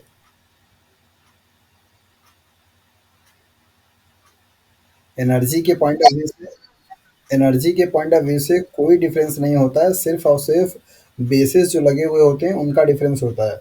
अगर बेस आपका एडेनिन होगा तो एटीपी कहलाएगा, अगर ग्वानिन होगा तो जीटीपी कहलाएगा, और कोई डिफरेंस यहाँ पे नहीं होता है। Okay, so hopefully. क्या हो गया?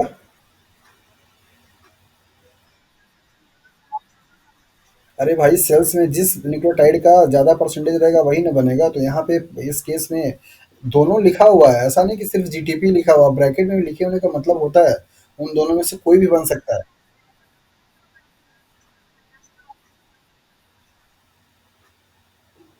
लेकिन क्या? लेकिन व्हाट? उसके लिखने का मतलब ये है कि दोनों ही बन सकते हैं, जीटीपी भी बनता है और एटीपी भी बनता है। उसके लिखने का सिर्फ मतलब यही है, ब्रैकेट में लिखा हुआ दैट मीन्स जीटीपी भी बनती है और एटीपी भी बनता है, दोनों के एनर्जी के रिलीज में कोई डिफरेंस नहीं है। सिर्फ जिस न्यूक्लियोटाइड का कंसंट्रेशन, जैसे प्लांट की बॉडी है, तो प्लांट की बॉडी में जीटीपी का सिंथेसिस ज़्यादा होता है, क्योंकि वहाँ पे आपका ग्वानिन का जो रेशियो है वो ज़्यादा रहता है, मतलब उस वाले न्यूक्लियोटाइड का आयन का। और जबकि अगर एनिमल की बात करेंगे तो एटीपी प्रीडोमिनेंटली बनता है, तो ये इनका रहता है, तो जिसका कंसंट्रेशन रहेगा वही चीज़ बन जाएगा।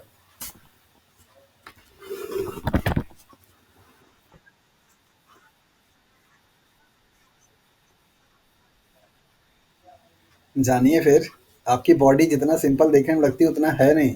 अभी तो आपने अपनी बॉडी में चलने वाले रिएक्शंस का सिर्फ 1% इंफॉर्मेशन लिया है।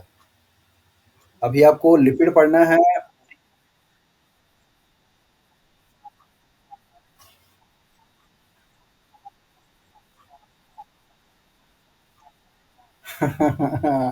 आपकी बॉडी में पर टाइम पे, पर सेकेंड्स में ऐसे ऐसे मेटाबॉलिक रिएक्शंस चल रहे हैं जिनके बारे में हम और आप मतलब ऐसे।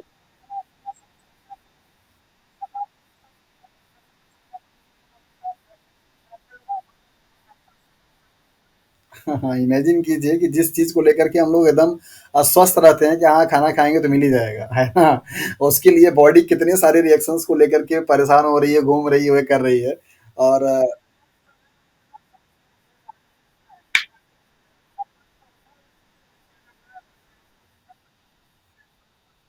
हाँ हाँ, बिल्कुल बिल्कुल, और यही कारण है कि खाना खाने के बाद आपको नींद आती है, क्योंकि खाना खाने के जैसे आप खाना खाते हैं ना, आपकी बॉडी में मेटाबॉलिज्म का रिएक्शन का रेट जो है बढ़ जाता है, सारे के सारे फूड मॉलिक्यूल्स आपने हैवी हैवी फटाफट फटाफट पिज्जा बर्गर चाउमीन केक सब खा लिया, हैवी हैवी, बड़ा खाने में टेस्टी लगा, है ना, वो सारा आपने खा।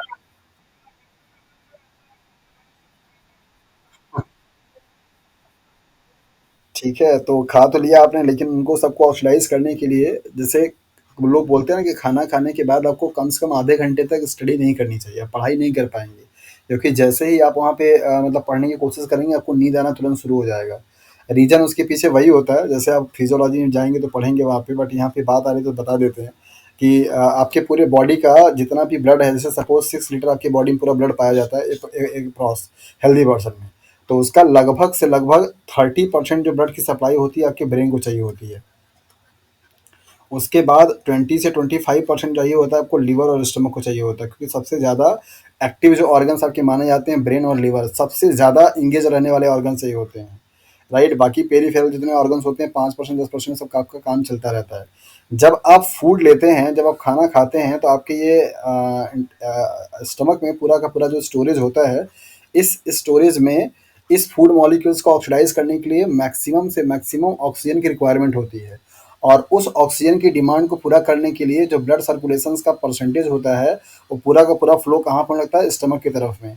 तो जैसे ही मैक्सिमम आपका हीमोग्लोबिन मतलब ब्लड सप्लाई ऑक्सीजन कहाँ पे करने लगता है, इस स्टमक की तरफ, तो ब्रेन को मिलने वाली जो आपकी सप्लाई होती है ऑक्सीजन की, वो क्या होती है, डिप्राइव हो जाती है।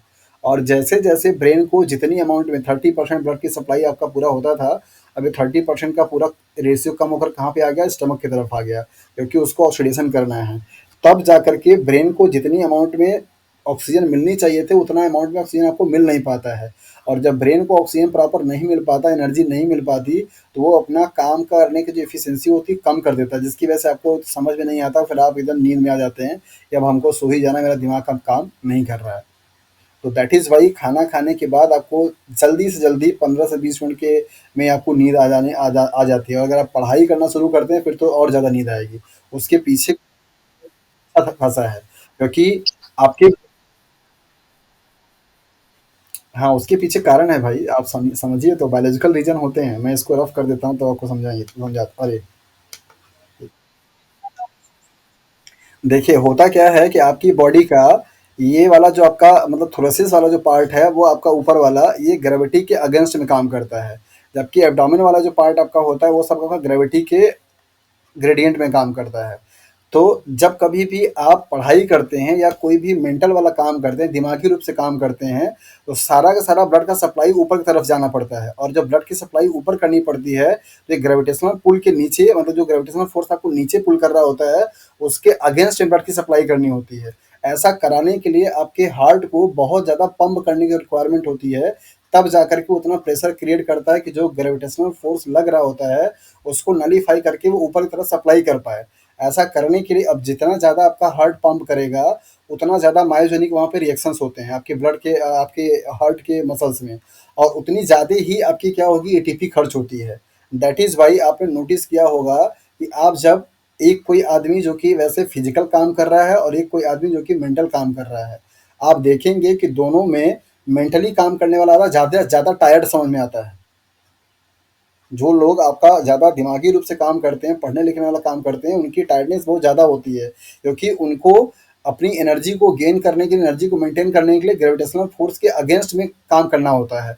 जबकि जो फिजिकल काम करते होते हैं, मोस्ट ऑफ टाइम पे या तो झुक के काम करते हैं, या तो ऐसे चल फिर के काम करते हैं, तो उनका पूरा का पूरा काम ग्रेविटेशनल के ग्रेडियंट में होता है, तो उनको ज़्यादा एनर्जी लगाने की रिक्वायरमेंट नहीं होती है।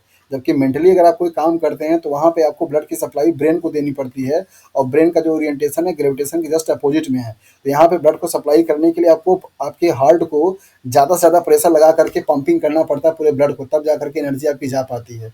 और ऐसा करने के लिए आपकी बॉडी ज़्यादा से ज़्यादा एटीपी को क्या करता है, कंज्यूम करता है। दैट इज़ वाई आपकी एनर्जी पूरी एग्जॉस्ट हो जाती है। जैसे अभी मैं इतने देर से बोले जा रहा हूँ आप लोगों को समझाने के लिए, पता नहीं इतना फ़ायदा होगा भी कि नहीं होगा, तो मेरी एनर्जी बहुत लॉस हो रही है। आप भी ऐसे जब आप स्टडी कर रहे होते हैं 4 घंटे, 6 घंटे, 2 घंटे, तो उस टाइम पे आपकी बॉडी में सबसे ज़्यादा हाईली एक्टिव प्रोसेस हो रहा होता है, तो आपकी एनर्जी बहुत जल्दी क्या होती है, ड्रेन हो जाती है। आप 2 घंटे, 3 घंटे पढ़ने के बाद आपका दिमाग ऐसा लगता है कि हाँ, अब थोड़ा देर तो हमको रेस्ट चाहिए होगा। मतलब आप एकदम थक जाते हैं, क्योंकि एनर्जी पूरी की पूरी आपकी खर्च हो जाती है। तो ये लॉजिक होता है। आपको कभी भी नींद आने का मतलब सिंपल यही हो जाता है कि आपके ब्रेन को ब्लड की जो सप्लाई है, वो प्रॉपर आपको नहीं मिल पाई है। उसके पीछे हाँ जी।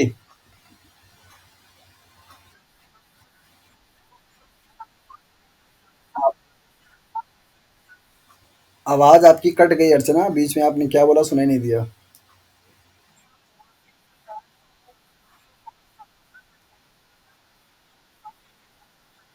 सॉल्यूशन यही है कि आप एनर्जी लेते रहिए बाहर से। हर क्लास को 40 मिनट क्लास अगर आपने पढ़ाया है, तो कम से कम आप एनर्जी का कुछ पैकेट लीजिए।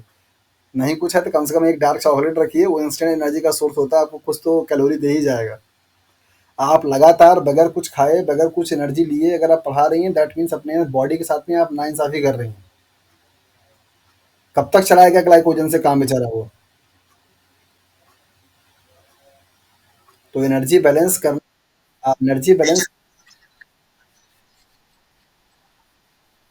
क्या चीज़?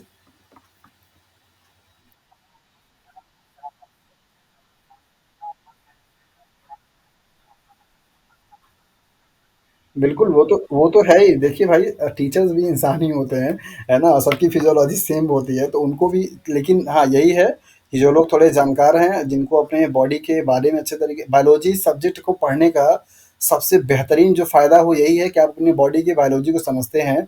आपको किस टाइम पे क्या खाना है, क्या करना है, कैसे करना है, ये सब चीज़ पता होता है। आप अपने आप को बहुत अच्छे से बैलेंस रख सकते हैं। इतनी सारी चीज़ या इतनी सारी इन्फॉर्मेशन बॉडी को लेकर के बाकी अदर जो सब्जेक्ट के बच्चे होते हैं, उनको पता नहीं होता है। वो कुछ भी खाए हुँ, हुँ। हाँ, हाँ, बिल्कुल, बिल्कुल, बिल्कुल, फ़ायदा होता है। जब आपकी बॉडी स्ट्रेस कंडीशन में होती है तो आरओएस मॉलिक्यूल्स बनते हैं, ठीक है ना? आरओएस के जो कंपाउंड्स होते हैं वो बहुत ज़्यादा आपकी बॉडी में बनते हैं जब आपकी बॉडी डिहाइड्रेट कंडीशन में होती है या स्ट्रेस कंडीशन में होती है। वाटर आप जैसे ही देते हैं तो इनसे बनने वाले जो जितने भी फ्री रेडिकल्स होते हैं like AGA, like AGA, like AGA, ये सारे फ्री रेडिकल्स को नलीफाई करने का काम करता है आपका वाटर मॉलिक्यूल। तो आपने कभी देखा होगा कि जब कभी भी आपको उबासी आ रही होती है या फिर जमाई आ रहा होता है, आपको याइन कर रहे होते हैं, आप पानी पीते हैं तो आपको थोड़ी देर के बाद आप फ्रेश महसूस करते हैं। कभी सोचा है ऐसा क्यों?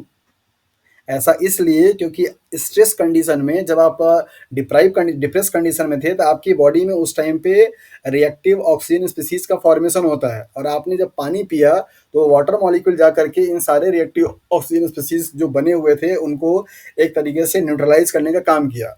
और ये रिएक्टिव ऑक्सीजन स्पीसीज जो मॉलिक्यूल्स होते हैं आपके ये फ्री रेडिकल्स होते हैं, बहुत हाईली रिएक्टिव होते हैं। आपकी बॉडी में चलने वाले जो नॉर्मल मेटाबॉलिक रिएक्शंस होते हैं, उनको जाकर के डिग्रेड करते हैं, मतलब खराब करते हैं, जिसकी वजह से आपके बॉडी के इन साइड में चलने वाले जो नॉर्मल मेटाबॉलिक प्रोसेस होते हैं, वो डिस्टर्ब हो जाते हैं और आपकी बॉडी बैलेंस तरीके से नहीं रह पाती।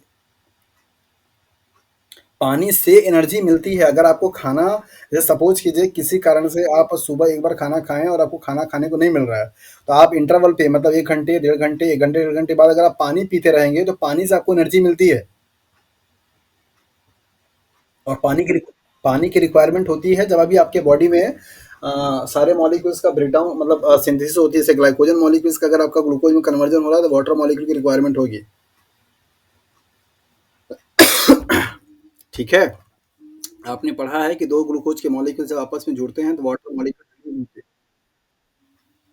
पूछ लीजिए।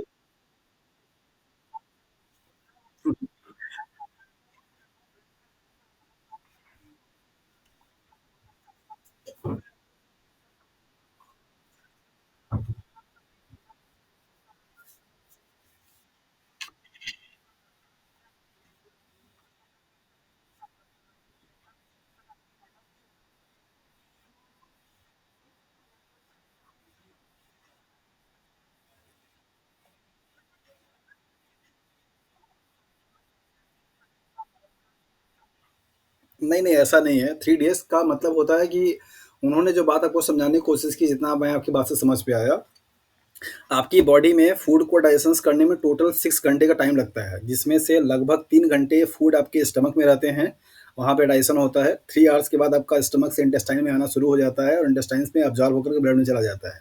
अगर 3 दिन लगता तो आप इमेजिन कीजिए कि आपको भूख लगती है और आप खाना खाते हैं तो आधे घंटे के बाद आपको थोड़ी थोड़ी एनर्जी मिलना शुरू हो जाती है। और अगर listen listen listen listen listen listen listen आपको आपको हम पॉइंट दे रहे हैं, आप खुद ही बताएंगी। अगर आपके माउथ के पार्ट से जाने वाले कोई भी चीज को ब्लड में पहुंचने तक 3 दिन का टाइम लगता, तो medicine with in half an hours में आपका काम करना शुरू कर देता है। 3 घंटे 4 घंटे में आपका बुखार ठीक हो जाता है। फिर तो वो बुखार आपका 3 दिन के बाद ठीक होना चाहिए था। ऐसा नहीं है कि वो 3 दिन लगता है। वो उन्होंने किस बात से आपको समझाया, ये आपके और उनके बीच की बात है। बट कोई भी चीज़ अगर आपके डाइजेस्टिव सिस्टम के थ्रू होकर के जा रही है, तो उसको ब्लड में पहुँचने तक मैक्सिमम 6 घंटे का टाइम लगता है, मैक्सिमम। दैट इज़ व्हाई अगर आपने नोटिस किया होगा, डॉक्टर जब कभी भी दवा देता है, तो एक डोज़ से दूसरे डोज़ के डिफरेंस में 6 घंटे का अंतराल लगता है। अगर आपने कोई दवा सुबह के 6 बजे खाई है, तो दूसरी दवा आपको दोपहर में 12 बजे खाने को बोला जाएगा।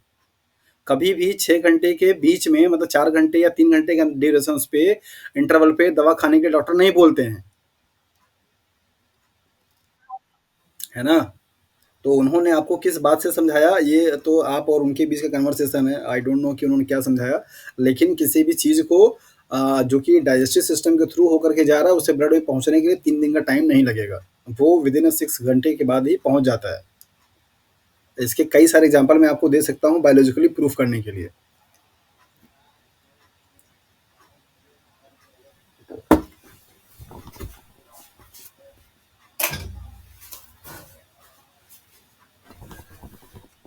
हो गया सबका डाउट क्लियर, या टीसीएस साइकिल पे ही आज क्लास खत्म होनी है? हाँ जी।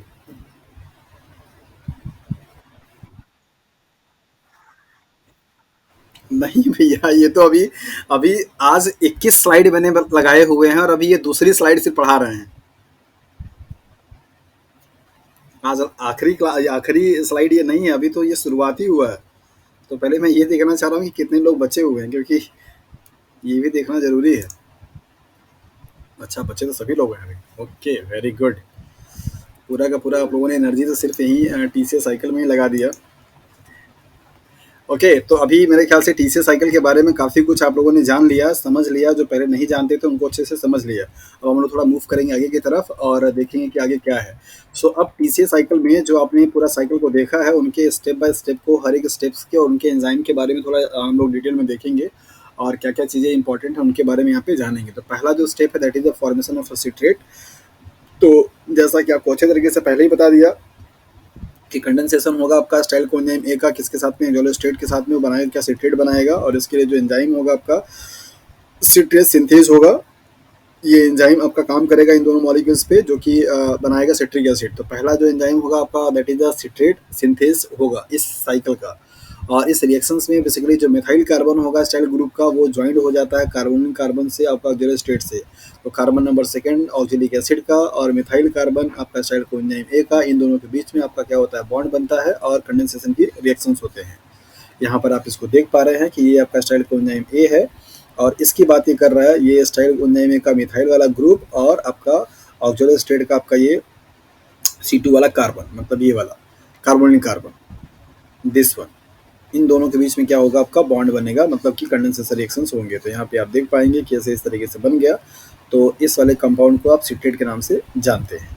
और यहाँ पे जो लगने वाला एंजाइम है that is the citrate synthase.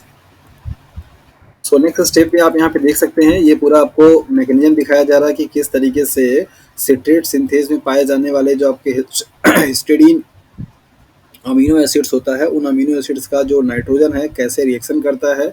यहाँ पे सिट्रेट सिंथेज के जो एक्टिव साइट्स होते हैं वहाँ पे पाए जाने वाले जो एंजाइम्स, मतलब जो आपके अमीनो एसिड्स हैं वो एस्पार्टेट है। इनका नंबर देकर के आपसे डीबीटी के एग्जाम में ये वाले सवाल बनने की पॉसिबिलिटी बनती है।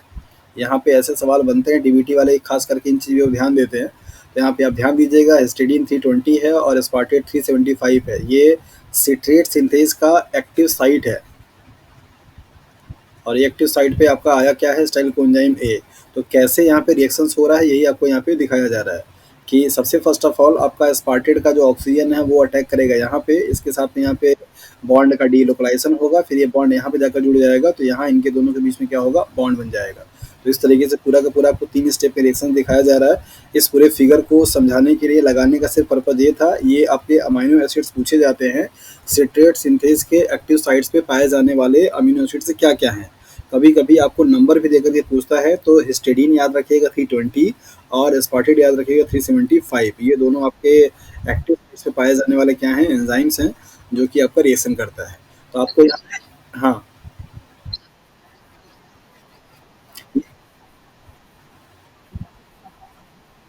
नंबर नंबर है। हाँ, जैसे मान लीजिए आपका ये पेप्टाइड हो गया 1 से लेकर के 500 तक का, तो इसमें ये आपको हाँ 375वें नंबर पे जो हिस्टिडीन पाया जाएगा, एस्पार्टेट पाया जाएगा वो ये है, और 320 पे जो पाया जाएगा आपका ये है।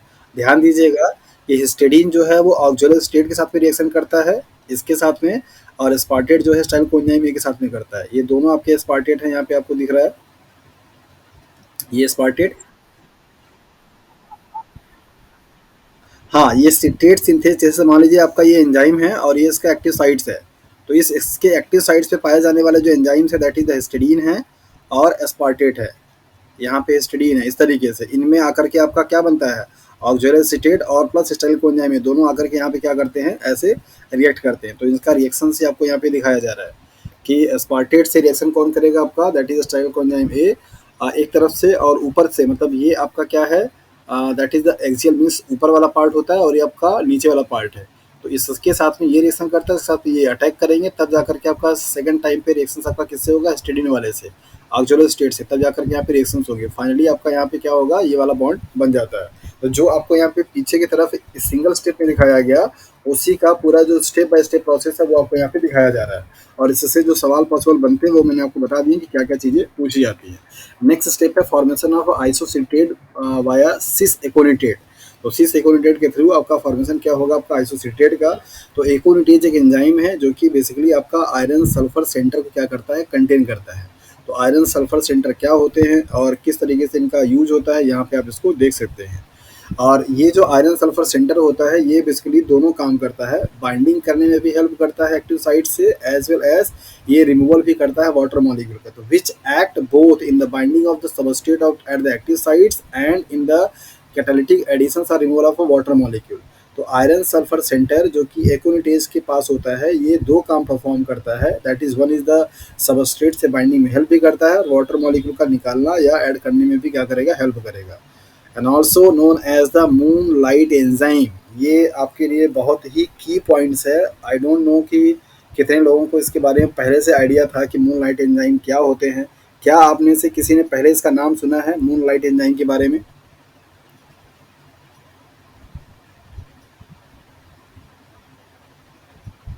हाँ जी।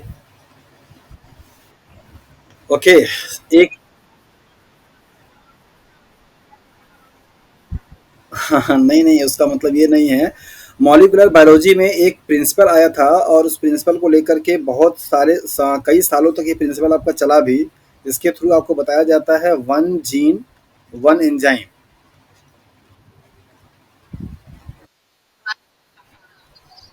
नहीं, वो अलग है, one gene one enzyme.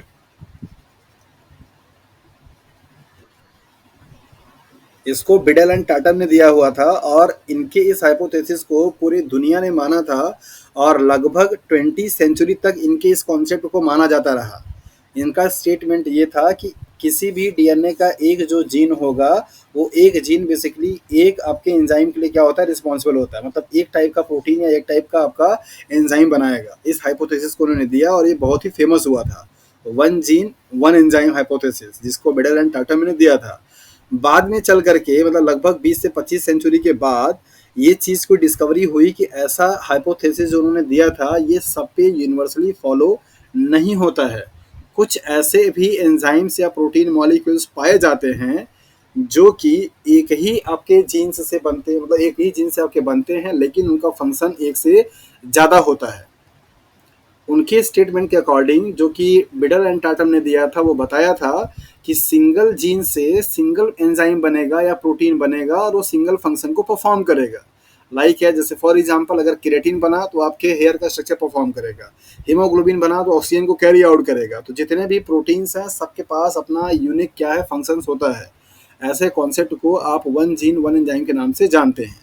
Moon light enzyme का मतलब ये होता है कि जो इस रूल को फॉलो नहीं करते, मतलब बिडल एंड टाटम ने जो कॉन्सेप्ट दे करके चले गए उस कॉन्सेप्ट का ये अपवाद है कि ऐसा जरूरी नहीं है कि एक जीन से बनने वाला एक एंजाइम सिर्फ एक ही फंक्शन को परफॉर्म करेगा।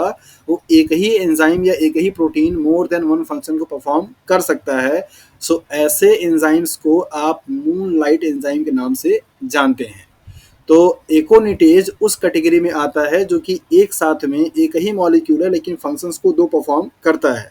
तो कौन कौन सा, जैसा कि आपने यहाँ पे देखा और अभी आप देख भी रहे हैं कि it acts both as enzyme as well as regulator of the protein synthesis. ये एक ही मॉलिक्यूल है प्रोटीन का, मीन्स एंजाइम, जो कि दो काम करता है।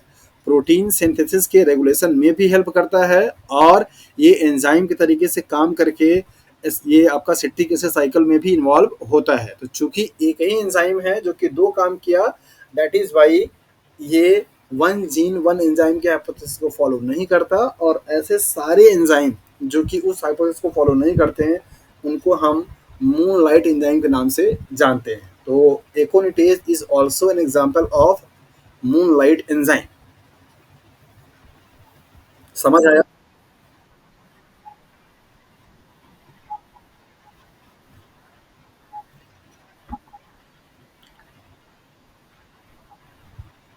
आयरन सल्फर सेंटर का जो काम है वो बेसिकली आपको यही बताया जाता है कि वो एक्टिव साइट्स से बाइंड करने में क्या करता है, हेल्प करता है। और जब कभी भी डिहाइड्रेशन या हाइड्रेशन वाले रिएक्शंस होते हैं तो वहाँ पे वाटर मॉलिक्यूल को निकालने या ऐड करने में हेल्प करता है। ओके।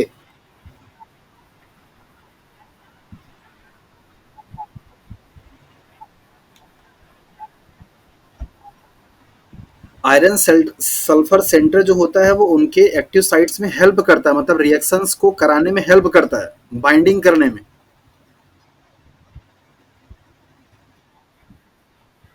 हाँ, उसका पार्ट है। यहाँ पे आप इसके स्ट्रक्चर को देखिए, ये आपको आयरन सल्फर सेंटर के बारे में ही बताया जा रहा है कि ये आपका पूरा जो रेड वाला पार्ट दिखाई दे रहा है ये आयरन सल्फर सेंटर है। और ये पूरा आपको जो दिख रहा है ये इसका एक्टिव साइट्स है सी सेकोनिटेज का, जहाँ पे सिस्टीन क्या है आपका अमीनो एसिड्स है जिसके साथ में सल्फर आपके जुड़े हुए हैं। ये इसका आयरन जो है, ये आयरन चूंकि जैसा कि आप जानते हैं कि ये कोऑर्डिनेट बॉन्ड बना सकता है, तो यहाँ पर आपके जो सबस्ट्रेट हैं सिट्रेट, उनका जो नेगेटिव चार्ज होता है उस नेगेटिव चार्ज को बहुत अच्छे तरीके से शील्डिंग करने क्या करता है, काम करता है, तो जोड़ने में क्या करेगा, हेल्प करता है। तो इस तरीके से एकोनिटेज के एक्टिव साइट्स पे पाया जाने वाला आयरन सल्फर सेंटर उसके सबस्ट्रेट के साथ में बाइंडिंग एफिनिटी को इम्प्रूव करने का क्या करता है, काम करता है। साथ साथ यहाँ से वाटर मॉलिक्यूल को क्या करेगा, रिलीज कर सकता है या वाटर मॉलिक्यूल को यहाँ पे ऐड करा सकता है, ये दोनों काम करने का काम करेगा। तो मून लाइट एंजाइम क्या होते हैं, क्यों इनको बोला जाता है, क्या ये बात सबको समझ में आ गई?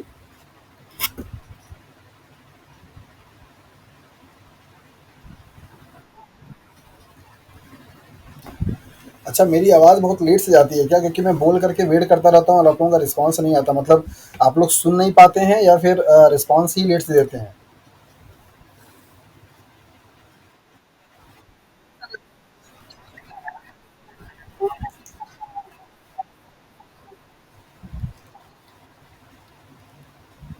कोई नहीं, कोई नहीं, मुझे लगता है कि शायद ये यहाँ से वहाँ आवाज़ को जाने में डिले हो जाता है। तो फिर इतना आप लोग डिले क्यों करते हैं? मैं कोई चीज़ पूछ के वेट करता रहता हूँ, उधर से कोई जवाब भी नहीं आता। ओके, कोई नहीं, इट्स ओके। ये यही तो समझ में नहीं आता कि या तो फिर ये हो सकता है कि लॉगिन करके चले जाते होंगे, ध्यान नहीं है वहाँ पे क्लास पे कि क्या चल रहा है क्या नहीं चल रहा है। और अगर क्लास पे ध्यान है तो फिर रिस्पॉन्स तो आना चाहिए एटलीस्ट ना। कई बार मैं कुछ पूछूंगा, कुछ जवाब ही नहीं आता, पता नहीं चलता कि हाँ रहते भी हैं या सिर्फ लॉगिन करके चले जाते हैं कहीं पे। अब नाम लेकर के सबका देखो, अभी भी कोई बोल नहीं रहा है। मतलब ये अपने आप में कितना स्ट्रेंज है कि अभी भी कोई नहीं बोल रहा है।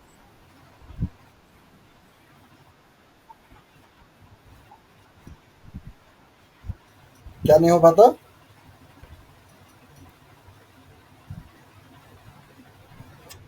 चलिए, चलिए, कोई नहीं, कोई नहीं, इट्स ओके, ठीक है, ठीक है।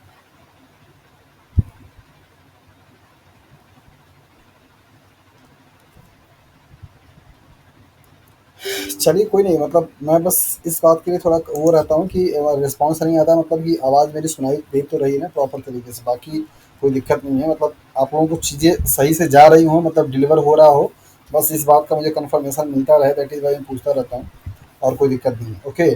तो नेक्स्ट आप लोग यहाँ पे देखेंगे कि जो आपका सिट्रेट है वो एक्विलिटेज की हेल्प से जहाँ पे वाटर मॉलिक्यूल निकल रहा है, तो पहले आपका यहाँ पे एक इंटरमीडिएट कंपाउंड बनता है सी सेकोनिटेड, इसके बाद आपका फिर से आपका जो बन जाएगा दैट इज द आइसोसिटेट का फॉर्मेशन होता है, जो कि अगले स्टेप में आप ये देखेंगे। तो इसके लिए जो इंपॉर्टेंट पॉइंट था वो मैंने यहाँ पे बता दिया। नेक्स्ट स्टेप है oxidation of isocitrate to the alpha keto butyrate and CO2 molecule. तो अब आपका जो आइसोसिट्रेट बना हुआ है ये, इसको एक एंजाइम है डिहाइड्रोजनेज कैटालाइज करेगा, और जहाँ पे डीकार्बोजिलेशन होंगे और उसके थ्रू आपको क्या बनेगा, अल्फा कीटो ब्यूटारेट बन जाएंगे। तो यहाँ पे बेसिकली दो टाइप्स के एंजाइम पाए जाते हैं आइसोसिटेट डिहाइड्रोजनेज इन द सेल्स में, और जिसमें से आपका वन जो होता है, एक टाइप के एंजाइम को Na++ रिक्वायरमेंट होती है एज अ कोफैक्टर या इलेक्ट्रॉन एक्सेप्टर के रूप में, और दूसरे वाले को Na++ यूज होता है एज अ इलेक्ट्रॉन एक्सेप्टर के रूप में। तो दो टाइप्स के आपके पाए जाते हैं डिहाइड्रोजनेज, मतलब आइसोसिट्रेट डिहाइड्रोजनेज, ये एंजाइम है और जो कि दो तरीके के पाए जाते हैं, और एक एक जो पार्ट होता है वो एक टाइप का जो होता है Na+ यूज करता है एज अ इलेक्ट्रॉन एक्सेप्टर, और दूसरा जो होता है Na++ यूज करता है। तो यहाँ पर आप उसके रिएक्शंस को देख सकते हैं कि ये आइसोसिट्रेट है, और आइसोसिट्रेट का यहाँ पे Na++ से NADPH का फॉर्मेशन हो रहा है। आइसोसिट्रेट डिहाइड्रोजनेज एंजाइम आपका यहाँ पे क्या कर रहा है, काम कर रहा है। Isocitrate is oxidize by hydride transfer of Na+ और NADP+ से, और इस तरीके से आपका यहाँ पे क्या होगा, नेक्स्ट स्टेप में ये बनेगा इंटरमीडिएट कंपाउंड, डी कार्बोक्सिलेशन होंगे, CO2 मॉलिक्यूल्स क्या होगा आपका निकल जाएगा। देन इसके बाद रीअरेंजमेंट होकर के आपका यहाँ पे अल्फा कीटो ग्लूटारेट बन जाएगा। तो अल्फा केटोग्लूटारेट जो बनेगा वो आपका क्या होगा, एसोसिएटेड से ये 5 कार्बन कंपाउंड होंगे, 1 2 3 4 5, जबकि आपका क्या होगा 6 कार्बन का कंपाउंड रहेगा। तो इस तरीके से आपका यहाँ पे रिडक्शन हुआ एक मॉलिक्यूल का, तो जहाँ पे आप CO2 ग्रुप में निकल जाता है। तो CO2 ग्रुप में कौन निकलेगा, ये वाला कार्बन निकल जाएगा, यहाँ पे आपको दिखाई दे रहा है this one. Okay, next step में हम लोग देखेंगे oxidation of alpha ketoglutarate to succinyl coenzyme A. तो अल्फा केटोग्लूटारेट जो होगा वो कन्वर्ट किस में होगा, succinyl coenzyme A and CO2 molecules में, और इसको कैटालाइज करने वाला जो एंजाइम है that is the alpha ketoglutarate dehydrogenase complex है, और इसकी हेल्प से ये होता है। तो NAD प्लस जो होता है वो सर्व करता है एज ए इलेक्ट्रॉन एक्सेप्टर का, और कोएंजाइम ए जो होता है वो कैरियर का करता है सक्सिनिल ग्रुप का। तो सक्सिनिल ग्रुप को कैरी कौन करेगा, आपका कोएंजाइम ए, इलेक्ट्रॉन को एक्सेप्ट कौन करेगा, NAD प्लस, इस वाले रिएक्शंस को परफॉर्म होने के लिए। तो यहाँ पर आप देख सकते हैं कि अल्फा केटोग्लूटारेट है जिसका कि CO2 मॉलिक्यूल्स आपका ये वाला आपका CO2 फॉर्म में निकल जाता है। यहाँ पे NAD प्लस से NADH का फॉर्मेशन होगा, एंजाइम जो होंगे अल्फा केटोग्लूटारेट डिहाइड्रोजनेज कॉम्प्लेक्स होंगे, और इस तरीके से कंपाउंड आपका सक्सिनिल कोएंजाइम ए बन जाता है। नेक्स्ट स्टेप में आप यहाँ पे देखेंगे conversion of succinyl coenzyme A to succinate. तो किस तरीके से सक्सिनिल कोएंजाइम ए से जो आपका एक एंजाइम होगा सिंथेटेज, और ये सक्सिनेट बनाने का क्या करता है, काम करता है। तो सक्सिनिल कोएंजाइम ए और इसके बाद आपका यहाँ पे सक्सिनेट, ये दोनों कंपाउंड आप देख पा रहे हैं। और यहाँ पे जो लगने वाला एंजाइम होगा आपका सक्सिनिल कोएंजाइम ए सिंथेटेज एंजाइम क्या करता है, काम करता है। DDP से GTP का सिंथेसिस होगा, और यहाँ पे थायोल बॉन्ड का ब्रेकआउट हो करके बेसिकली एनर्जी जो होती है वो रिलीज हो जाती है, और ये बॉन्ड में फॉस्फोरस बॉन्ड क्या होगा, सिंथेसाइज हो जाता है। सो नेक्स्ट स्टेप है आपका oxidation of succinate to fumarate. तो इस तरीके से सक्सिनेट जो होगा वो सक्सिनिल कोएंजाइम ए से जो आपका बना हुआ है वो ऑक्सीडाइज होकर क्या बनाएगा, फ्यूमरेट बनाएगा। और यहाँ पे जो एंजाइम लगेंगे वो आपके सक्सिनेट डिहाइड्रोजिनेज लगेंगे। Succinate dehydrogenase is a tightly bound to the mitochondrial inner membrane. ये पॉइंट आपके CSIR में पूछा गया है और ये बहुत ही इंपॉर्टेंट है। सिर्फ एक लौता पूरे TCA साइकिल का ये एक एंजाइम है जो कि माइटोकॉन्ड्रिया के इनर मेम्ब्रेन के साथ में क्या है, इंटरेक्टेड है। यहाँ पे लोकेशन है इसकी, माइटोकॉन्ड्रिया के मेम्ब्रेन के इनर पे अटैच है। बाकी सबके सब कहाँ पाए जाएंगे, आपके यहाँ पे मैट्रिक्स में। तो सवाल आपसे क्या पूछा जाता है कि TCA साइकिल में इन्वॉल्व होने वाले एंजाइम में से कौन सा वो एंजाइम है जो कि माइटोकॉन्ड्रिया के इनर मेम्ब्रेन पे पाया जाता है या इनर मेम्ब्रेन से अटैच्ड होता है। तो आप वहाँ पे याद रखिएगा सक्सिनेट डिहाइड्रोजिनेज एंजाइम है जो कि आपका इनर मेम्ब्रेन ऑफ माइटोकॉन्ड्रिया से अटैच रहता है या उस पर पाया जाता है। बाकी सारे जो एंजाइम्स होंगे वो मैट्रिक्स में पाए जाते हैं। तो यहाँ पर आप देख पाएंगे सक्सिनेट से आपका क्या बनना हो रहा है, दैट इज द फ्यूमरेट का। तो फ्यूमरेट आपका जो है वो क्या है, ऐसे ट्रांसफॉर्म है इस तरीके से, जबकि ये क्या है आपका सक्सिनेट जो है आपका वो सिस फॉर्म है। तो यहाँ पर आप इसको देख सकते हैं। नेक्स्ट स्टेप में आपको दिखाया जा रहा है hydration of fumarate to the malate. तो फ्यूमरेट से मैलेट आपका जो बनेगा, फ्यूमरेट जो होगा एलमेलेट के फॉर्म में कन्वर्ट हो जाएगा। इसको कैटलाइज करने के लिए जो फ्यूमरेज रिएक्शंस होंगे फ्यूमरेज एंजाइम होगा। और यहाँ पे आप देखेंगे कि ये फ्यूमरेट है, इससे आपका ये एंजाइम है, एक इंटरमीडिएट कंपाउंड बनेगा कार्बन आयन के फॉर्म में। फिर इसके बाद यहाँ पे हाइड्रोजन आयन आएगा, जुड़ करके आपका क्या बना देगा, एलमेटेड बना देगा। तो ये भी आपको देख पा रहे हैं कि ये आपका क्या है, ट्रांसफॉर्म है यहाँ पे भी, और यहाँ पे भी आपका क्या है, ट्रांसफॉर्म है। ये भी आपका क्या है, ट्रांसफॉर्म है। तो एल मैलेट और एल फ्यूरेट ये दोनों आपके क्या है, ट्रांसफॉर्म होते हैं, 4 कार्बन के कंपाउंड हैं। आखिरी स्टेप है malate to the oxaloacetate में। तो यहाँ पे एल मैलेट डिहाइड्रोजिनेज एंजाइम क्या करेगा, काम करेगा, और जो एल मैलेट है उसका फिर से कन्वर्जन किस में हो जाएगा, ऑक्जेलो एसीटेट में। तो ऑक्जेलो स्टेट जो कि आपका रिएक्शंस के स्टार्टिंग में लगा था, अब वो रिएक्शंस के लास्ट में फिर से क्या होगा, रीजनरेट हो जाता है। तो कौन कौन से आपके प्रोडक्ट बनेंगे TCA साइकिल्स में, आप यहाँ पे देख सकते हैं। एसिटाइल कोएंजाइम ये क्या करेगा, एंट्री करेगा। यहाँ पे आपका एक NADH बनेगा, फिर एक NADH बनेगा, फिर इसके बाद NADH बनेगा। तो 3 आपके क्या बनेंगे, NADH बनेंगे। एक आपके एसिटाइल कोएंजाइम ए से, इसके बाद एक आपका क्या बनेगा, FADH बनेगा, और एक आपका क्या बनेगा, दैट इज द ATP या GTP बनेगा। और इसके बाद आपके यहाँ पे एक साइकिल से क्या होंगे, 2 आपके CO2 मॉलिक्यूल्स निकलेंगे, रिलीज हो जाएंगे। ये सारे जो कंपाउंड मतलब जो कंपाउंड्स आपको हाईलाइट किए गए हैं ये इनके प्रोडक्ट हैं, जिसको कि आप यहाँ पे देख पाएंगे। तो 2 CO2 मॉलिक्यूल्स रिलीज होगा, एक NADH, एक NADH और एक NADH, 3 NADH निकलेगा, एक FADH2 निकलेगा और एक आपका GTP निकलेगा।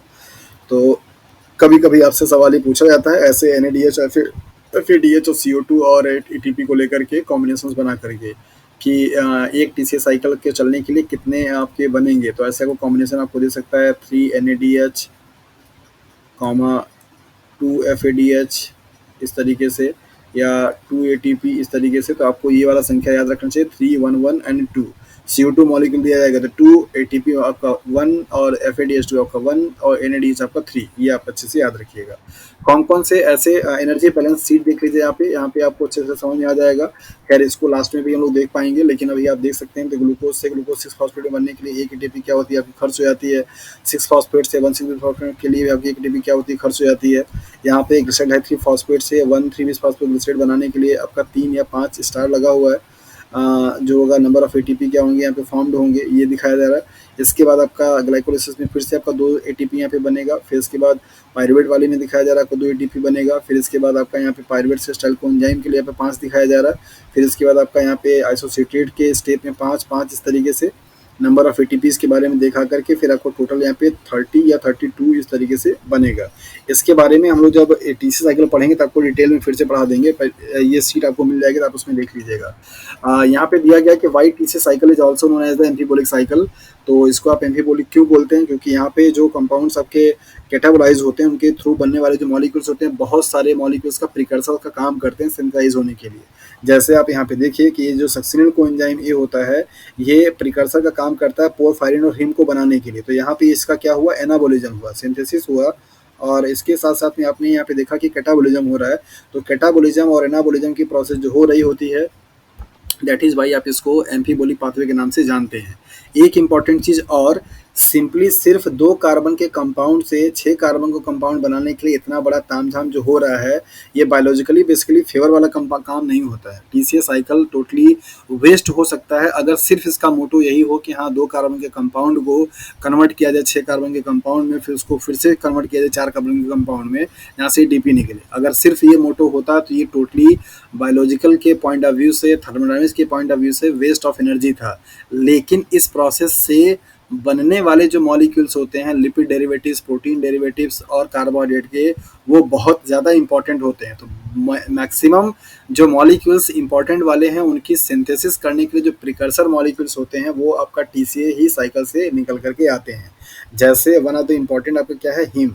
तो हीमोग्लोबिन को बनने के लिए हीम प्रोटीन का बनना बहुत ज़रूरी है और उसके लिए सक्सिनिल कोएंजाइम ए का होना ज़रूरी है। और सक्सिनिल कोएंजाइम ए कहाँ से मिलेगा, टीसीए साइकिल से। तो ये एडवांटेज है इसका कि ये ग्लूकोज के मेटाबॉलिज्म के लिए तो करता ही है काम, लेकिन इसके जो इंटरमीडिएट होते हैं वो बहुत सारे कंपाउंड्स के लिए प्रिकर्सर का क्या करते हैं, काम करते हैं। जैसे यहाँ पे आप देखिए कि ऑक्सैलिक स्टेट जो है आपका बेसिकली क्या करेगा, पायरिमिडिन्स बनाएगा। और आपको पता है कि न्यूक्लिक एसिड को बनाने के लिए पायरिमिडिन्स की बहुत ज़्यादा क्या होती है, ज़रूरत होती है, राइट। तो आप इसको देख सकते हैं। यही ऑक्सैलिक स्टेट आपका यहाँ पे पीएपी बना देगा और इस पीएपी से इतने सारे अमीनो एसिड बनेंगे, serine, glycine, cysteine, phenylalanine, tryptophan, tyrosine. और ये सारे के सारे अमीनो एसिड प्रोटीन सिंथेसिस में भी क्या करेंगे, हेल्प करेंगे, मीन्स ज़रूरत पड़ती है। तो प्रोटीन की सिंथेसिस में, न्यूक्लिक एसिड की सिंथेसिस में, प्रोटीन की सिंथेसिस में, मतलब हीमोग्लोबिन बनाने की सिंथेसिस में, इन सारे मॉलिक्यूल्स को यहाँ पे देखिए आपको फैटी एसिड एंड स्टेरॉल बनाने के लिए हेल्प में भी काम आ रहा है। ये फिर से आपके अमीनो एसिड्स हैं, यहाँ पे प्यूरिन बनाने के लिए भी काम आ रहा है। तो जो भी आपका न्यूक्लियोटाइड का या न्यूक्लिक एसिड का या प्रोटीन्स का सिंथेसिस होने के लिए जिन प्रिकर्सर मॉलिक्यूल्स की रिक्वायरमेंट होती है उन सारे प्रिकर्सर मॉलिक्यूल का जो प्रोडक्शन हाउस है वो कौन है, that is the TCA cycle. So not only for the purpose of oxidation of a glucose molecules, that is for the production of ATP, it is more and more important as for the productions of a precursor molecule for the most of the compound which is needed by the cells. तो ऐसे सारे molecules के precursor molecule का ये synthesis करता है जो कि आपके सेल्स के लिए बहुत ही ज़रूरी होते हैं। दैट इज़ वाई ये साइकिल बहुत ही ज़्यादा इम्पॉर्टेंट है। सेंट्रल साइकिल मतलब universal, nearly universal central metabolic cycle के नाम से जाना जाता है। सारे जितने भी टाइप के आपके ऑर्गेनिम्स होते हैं जिनमें एरोबिक रेस्पिरेशन होता है उन सभी में सबसे ज़्यादा डाइवर्स टाइप का जो कंपाउंड बनेगा वो कहाँ से बनेगा, टीसी साइकिल से बनेगा। यहाँ से आपका फैट भी काम कर सकता है, प्रोटीन भी काम कर सकता है, न्यूक्लिक एसिड भी बन सकता है, न्यूक्लियोटाइड भी इन्वॉल्व भी हो सकते हैं, कार्बोहाइड्रेट भी इन्वॉल्व हो सकता है। ये सारे डाइवर्जन हैं और इनके प्रोडक्ट से इन सारे मॉलिक्यूल क्या होती है, सिंथेसिस होती है। That is Y TC cycle बहुत इंपॉर्टेंट है, सिर्फ और सिर्फ कार्बोहाइड्रेट के ऑक्सीडेशन के लिए नहीं, तो कार्बोहाइड्रेट का 2 कार्बन के कंपाउंड से 6 कार्बन कंपाउंड बना करके फिर से 4 कार्बन कंपाउंड बनाने के लिए इतना बड़ा तामझाम नहीं हो रहा है। इतना बड़ा तामझाम हो रहा है उनके थ्रू बनने वाले जो कंपाउंड्स हैं इंटरमीडिएट, वो बहुत सारे मॉलिक्यूल्स के लिए एज अ प्रिकर्सर मॉलिक्यूल क्या करते हैं, काम करते हैं। दैट इज़ वाई ये इंपॉर्टेंट है। यहाँ पे जैसा कि आपको बताया गया कि ये मतलब कि एनाबॉलिक रिएक्शंस भी होते हैं, कैटाबॉलिज्म रिएक्शंस भी होते हैं। मतलब यहाँ पे कुछ मॉलिक्यूल्स अगर आपके बाहर निकल जा रहे हैं, तो जो चीज़ें आपकी बन रही हैं उनका बैलेंसिंग कैसे होता है। तो ऐसा करने के लिए यहाँ पे एक रिएक्शंस देखा गया जिसको बोलते हैं एनापोलिटिक रिएक्शन। ये बड़ा इंपॉर्टेंट है। आपके जेएनयू के पीएचडी के एग्ज़ाम में आईसी टाइफर का जो एग्ज़ाम कराता है, TIFR, TIFR and JNU PhD and ICMR, इन सारे एग्जाम में ये वाले रिएक्शन से बड़ा फ्रिक्वेंटली क्वेश्चन पूछा जाता है। आप डीबीटी का देने जा रहे हैं जो लोग भी, उनके लिए भी ये बहुत इंपॉर्टेंट है। ये सारे एग्जाम्स में एनापोलिटिक रिएक्शन से एग्जाम में क्वेश्चन पूछे गए, क्या होते हैं और क्यों होते हैं। तो होते क्या है, पहले आप ये देखिए। इनका मतलब होता है रिप्लेस करने वाले रिएक्शंस, और इनकी ज़रूरत ये होती है क्योंकि जब आपका पीसीए साइकिल एनाबॉलिक और कैटाबॉलिक दोनों होता है, तो मॉलिक्यूल्स के लेवल को, कंसंट्रेशंस को बनाए रखने के लिए कुछ मॉलिक्यूल्स को निकलना होता है, जिसके लिए स्किप करना होता है। दैट इज़ वाई ये रिएक्शंस क्या होते हैं, चलते हैं। So as intermediate of the citric acid cycles are removed to serve as a biosynthetic precursors, they are replacements by the anapletic reactions। जैसा कि आपको मैंने बताया कि इस टीसीए साइकिल्स के जो इंटरमीडिएट कंपाउंड होते हैं, वो आपकी बॉडी में बायोसिंथेटिक प्रिकर्सर का क्या करते हैं, काम करते हैं। तो जब वो वहाँ पे चले जाते हैं तो उनका उनका कंसंट्रेशन मैनेज कौन करता है, ऐसा करने के लिए ही यहाँ पे रिएक्शंस होते हैं जिनको बोलते हैं एनापोलिटिक रिएक्शन। तो कौन कौन से रिएक्शंस हैं जरा आप ध्यान दीजिए। तो नंबर पहला है पायरुवेट से आपका ऑक्जेलो स्टेट का बनना। ये इंटर कन्वर्जिबल होता रहता है। पायरुवेट डिहाइड्रोजनेज एंजाइम है, पायरुवेट कार्बोक्सिलेज एंजाइम है, जो कि पायरुवेट से कार्बोनिक एसिड के साथ में रिएक्शन करके ऑक्जेलोएसिटेट बनाएगा या ऑक्जेलोएसिटेट से आपका पायरुवेट बनाएगा। तो दोनों का बैलेंस आपका बना रहता है, और जहाँ पे आपका होगा वो लीवर है और किडनी है। इसके बाद फॉस्फोइनॉल पायरुवेट से पायरुवेट कार्बोक्सिल काइनेज है, जो कि फॉस्फोइनॉल पायरुवेट से क्या बनाएगा, ऑक्जेलोएसिटेट बनाएगा। तो ऑक्जेलोएसिटेट से आपका पीईपी बन सकता है, पीईपी से आपका ऑक्जेलोएसिटेट बन सकता है। ये मसल सेल्स में और हार्ट में पाया जाता है। फॉस्फोइनॉल पायरुवेट से कार्बोनिक एसिड रिएक्ट करके ऑक्जेलोएसिटेट बनाएगा, और ये आपका हायर प्लांट में, ईस्ट में, बैक्टीरिया में होता है। और पायरुवेट से फिर कार्बोनिक एसिड रिएक्शन करके एनएडीपी के साथ में मैलिक एंजाइम के साथ में मैलेट बनाएगा, जो कि आपका वाइडली डिस्ट्रीब्यूट होता है यूकेरियोटिक एंड बैक्टीरिया में। तो ये 4 रिएक्शंस ऐसे हैं जो कि आपके टीसीए साइकिल को के इंटरमीडिएट के कंपाउंड को हमेशा बैलेंस बनाए रखने क्या करते हैं, काम करते हैं। ये रिवर्सिबल टाइप के रिएक्शंस होते हैं, जिनसे अगर कोई मॉलिक्यूल, सपोज कीजिए फॉर एग्जांपल कि आपका ऑक्जेलोएसिटेट चला गया कहाँ पे बनाने के लिए, किसको, दैट इज द प्यूरिन को, और पायरुवेट को बनाने के लिए चला गया, तो इसका लेवल जब कम होगा तो तुरंत उस टाइम पे ये एंजाइम काम करेगा, पायरुवेट से क्या बना देगा, ये बना देगा तुरंत का तुरंत। मान लीजिए पायरुवेट आपका कोई बायोसिंथेसिस प्रोसेस में क्या हो गया, इन्वॉल्व हो गया, और उस टाइम पायरुवेट का कमी पड़ी, तो ये एंजाइम काम करेगा, इस वाले से फिर से क्या बना देगा, पायरुवेट बना देगा। तो चीज़ों को बैलेंस करने के लिए जो रिएक्शंस चलते हैं उनको बोलते हैं एनापोलिटिक रिएक्शन। और ये रिएक्शंस आपके, और इन रिएक्शंस में 4 जो इंपॉर्टेंट रिएक्शंस है आपको यहाँ पे दिखाए गए हैं। इन्हीं रिएक्शन से आपके एग्जाम में सवाल पूछे जाते हैं।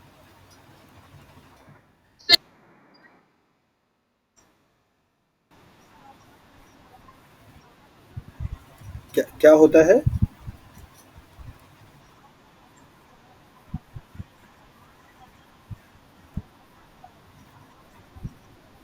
हाँ, बोलते हैं बिल्कुल। वो आपसे वहाँ पे ऑप्शन में दिया जाता है कि एनापोलिटिक रिएक्शंस में इन्वॉल्व होने वाले कौन-कौन से एंजाइम हैं, या तो आपको प्रोसेस दिया जाएगा या तो एंजाइम का नाम दिया जाता है। और आप अभी आपको एक साइकिल पढ़ाएँगे ग्लूकोनियोजेनेसिस, जो कि आपके ग्लाइकोलिसिस का उल्टा होता है, रिवर्स प्रोसेस चलती है। तो वहाँ पे ये सारे जो एंजाइम्स हैं ना, वहाँ पे काम आते हैं। तो आपको वहाँ पे भी देखने को मिल जाएगा ये सारे एंजाइम। नेक्स्ट एंड लास्ट है टीसीए साइकिल का, कि टीसीए साइकिल का रेगुलेशन कौन कौन से पॉइंट पे हो सकता है। तो आप यहाँ पे ध्यान से देखिए, ये फिगर आपको बहुत सारे मैसेज को देख करके जाएगा, इसको अच्छे से समझिए। रेड वाले जो क्रॉस लगे हैं वो सब आपके क्या है, दैट इज द इनहिबिटर है। ग्रीन वाले जो ऐसे एरो दिखाई दे रहे हैं, ये सब क्या है, आपके एक्टिवेटर हैं। तो पायरुवेट से आपका ये बनने के लिए जिस एंजाइम जो आपका ये है, इस एंजाइम को रेगुलेट कौन-कौन कर सकता है? AMP coenzyme A, NAD plus and calcium plus, ये सब का कंसंट्रेशन अगर सेल्स में होगा तो ये बेसिकली इस प्रोसेस को क्या करेंगे? इंक्रीज़ करेंगे, एनहांस करेंगे। जबकि सेल्स में अगर आपका एटीपी होगा, एसिटाइल कोएंजाइम ए होगा, एनएडीएच होगा, फैटी एसिड होगा, तो ये सब इस वाले प्रोसेस को क्या करेंगे? ब्रेक करेंगे, मतलब रोक देंगे। वैसे ही एसिटाइल कोएंजाइम ए से ऑक्जेलोएसीटेट का कॉम्बिनेशन होकर के आपका जब बनेगा सिट्रेट, तो ये जो एंजाइम होगा इसको आपको रेगुलेट कौन करेगा? ये दो कंपाउंड। एडीपी अगर होगा तो आपका ये क्या करेगा? प्रमोट करेगा, मतलब कि प्रोसेस और इन्हांस करेगा। NADH, succinyl coenzyme A, citrate और एटीपी अगर होंगे तो वो क्या करेंगे? उसको इनहिबिट करेंगे, उस प्रोसेस को चलने नहीं देंगे। अब नेक्स्ट आपका आता है दैट इज द आइसोसिटेट डिहाइड्रोजिनेज, जहाँ पे एटीपी एज अ इनहिबिटर का काम करता है, कैल्शियम और एडीपी एज अ एक्टिवेटर का काम करता है। अगला आपका जो रेगुलेटरी एंजाइम है दैट इज अल्फा कीटोग्लूटारेट से बनने वाला सस्टेनेबल कोएंजाइम ए, जो कि एंजाइम है अल्फा कीटो डिहाइड्रोजिनेज कॉम्प्लेक्स। यहाँ पे कैल्शियम प्लस जो होगा आपका क्या होगा? एज एक्टिवेटर का काम करेगा, और सस्टेनेबल कोएंजाइम ए और एनएडीएच क्या होंगे आपके? एज अ इनहिबिटर का काम करेंगे। ये आप एक चीज ध्यान से समझिएगा कि जो इस रिएक्शन में, मतलब साइकिल में जो आपका प्रोडक्ट बनता है, वो सारे मॉलिक्यूल्स हमेशा आपके लिए क्या होंगे? इस साइकिल के लिए इनहिबिटर का काम करेंगे। जैसे इसमें बन क्या क्या रहा है? एनएडीएच बनता है, एसिटाइल कोएंजाइम ये आपका इन्वॉल्व हो रहा है, मीन्स बन रहा है, और एटीपी बन रही है। ये सारे मॉलिक्यूल्स आपके लिए क्या होंगे? दैट इज इनहिबिटर का काम करेंगे। और जो मॉलिक्यूल्स की ज़रूरत होती है इन मॉलिक्यूल्स को बनाने के लिए, जैसे एटीपी को बनाने के लिए एएमपी या एडीपी की रिक्वायरमेंट होती है, तो वो क्या होगा? एज एक्टिवेटर का काम करेगा। कोएंजाइम्स को बनाने के लिए, स्टाइल कोएंजाइम्स को बनाने के लिए कोएंजाइम ए की रिक्वायरमेंट होती है। एनएडीएच को बनाने के लिए एनएडी प्लस की रिक्वायरमेंट होती है। तो ये सारे मॉलिक्यूल्स जिनसे कि उनका फॉर्मेशन होगा वो सब क्या करेंगे? एक्टिवेटर का काम करेंगे। कैल्शियम जो कि आपका डबल केटायन है, वो हमेशा आपका एज एक्टिवेटर का ही काम करता है। किसी भी मेटाबॉलिक पाथवे में इनहिबिटर और एक्टिवेटर को याद रखने का तरीका आप जान लीजिए कि उस मेटाबॉलिक प्रोसेस में बनने वाले जो आपके मॉलिक्यूल्स होंगे वो हमेशा एज अ इनहिबिटर का काम करेंगे, जिनसे उन मॉलिक्यूल की सिंथेसिस हो रही है वो हमेशा एक्टिवेटर का काम करेंगे। जैसे फॉर एग्जांपल वही मैकेनिज्म होता है, आप उसको ऐसे समझिए, जैसे मान लीजिए सपोज कि एडीपी से आपका सिंथेसिस किसका हो रहा है? एटीपी का। मान लीजिए कोई ये प्रोसेस है, प्रोसेस मान लीजिए एक्स है, तो इस प्रोसेस को रेगुलेट करने वाले ये दोनों मॉलिक्यूल्स होते हैं। अगर सेल्स में एटीपी का कंसंट्रेशन ज़्यादा होगा तो ये जो एक्स एंजाइम है ये जाकर क्या करेगा? इसको ब्लॉक करेगा और मैसेज देगा कि भैया अभी आपको फाइनल काम करने की ज़रूरत नहीं है, एटीपी सेल्स में है। तो ये इसका जो प्रोडक्ट होगा ये इसको इनहिबिट करेगा, जबकि जिससे ये बन रहा है अगर इसका कंसंट्रेशन ज़्यादा होगा तो ये इसको क्या करेगा? एक्टिवेट करने का काम करेगा। यही एक रूल होता है मेटाबॉलिक प्रोसेस के इनहिबिटर को समझने के लिए। चाहे आप टीसी साइकिल का देखेंगे, चाहे आप ग्लाइकोलाइसिस का देखेंगे, चाहे आप पीपीवी का देखेंगे, चाहे आप ग्लूकोनियोजेनेसिस का देखेंगे, कोई भी साइकिल में जो कंपाउंड आपका उस साइकिल में या पाथवे में आपका बनता है, वो वाले मॉलिक्यूल्स उन साइकिल्स में इन्वॉल्व होने वाले जो एंजाइम्स होते हैं उनके लिए एज अ इनहिबिटर का क्या करते हैं? काम करते हैं। जबकि जिस कंपाउंड से उनकी सिंथेसिस हो रही होती है, मतलब उनके प्रिकर्सर वाले, वो हमेशा एक्टिवेटर का काम करते हैं। तो यहाँ पे आपने देखा कि 4 ऐसे पॉइंट हैं जो कि रेगुलेटरी साइट्स होते हैं, और इन सब का जो रेगुलेशन किया जाता है ना उसको बोलते हैं आप एलोस्टेटिक रेगुलेशन। क्या बोलते हैं? Allosteric regulation. क्यों? आपको जब एंजाइम पढ़ाया था तो एंजाइम में आपको एक चीज़ बताया था, याद है कुछ?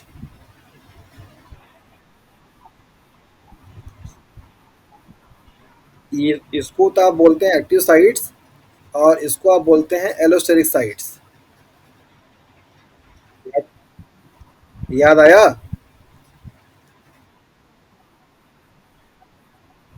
जी हाँ, यहाँ से तो सबस्ट्रेट आपका बाइंड करता है, लेकिन यहाँ पे आपके रेगुलेटरी मॉलिक्यूल बाइंड करते हैं। जैसे ही ये रेगुलेटरी मॉलिक्यूल बाइंड करता है ना, इसका ये जो कन्फर्मेशन होता है ये स्लाइटली चेंज हो जाता है, जिसकी वजह से सबस्ट्रेट से बाइंड नहीं कर पाता है। ये सारे के सारे जो मॉलिक्यूल्स हैं वो एंजाइम के इसी वाले साइड पे जाकर के बाइंड करते हैं, जिसकी वजह से आपका ये बाइंड नहीं कर पाएगा। तो इन सब का रेगुलेशन कैसा होगा? Allosteric regulation.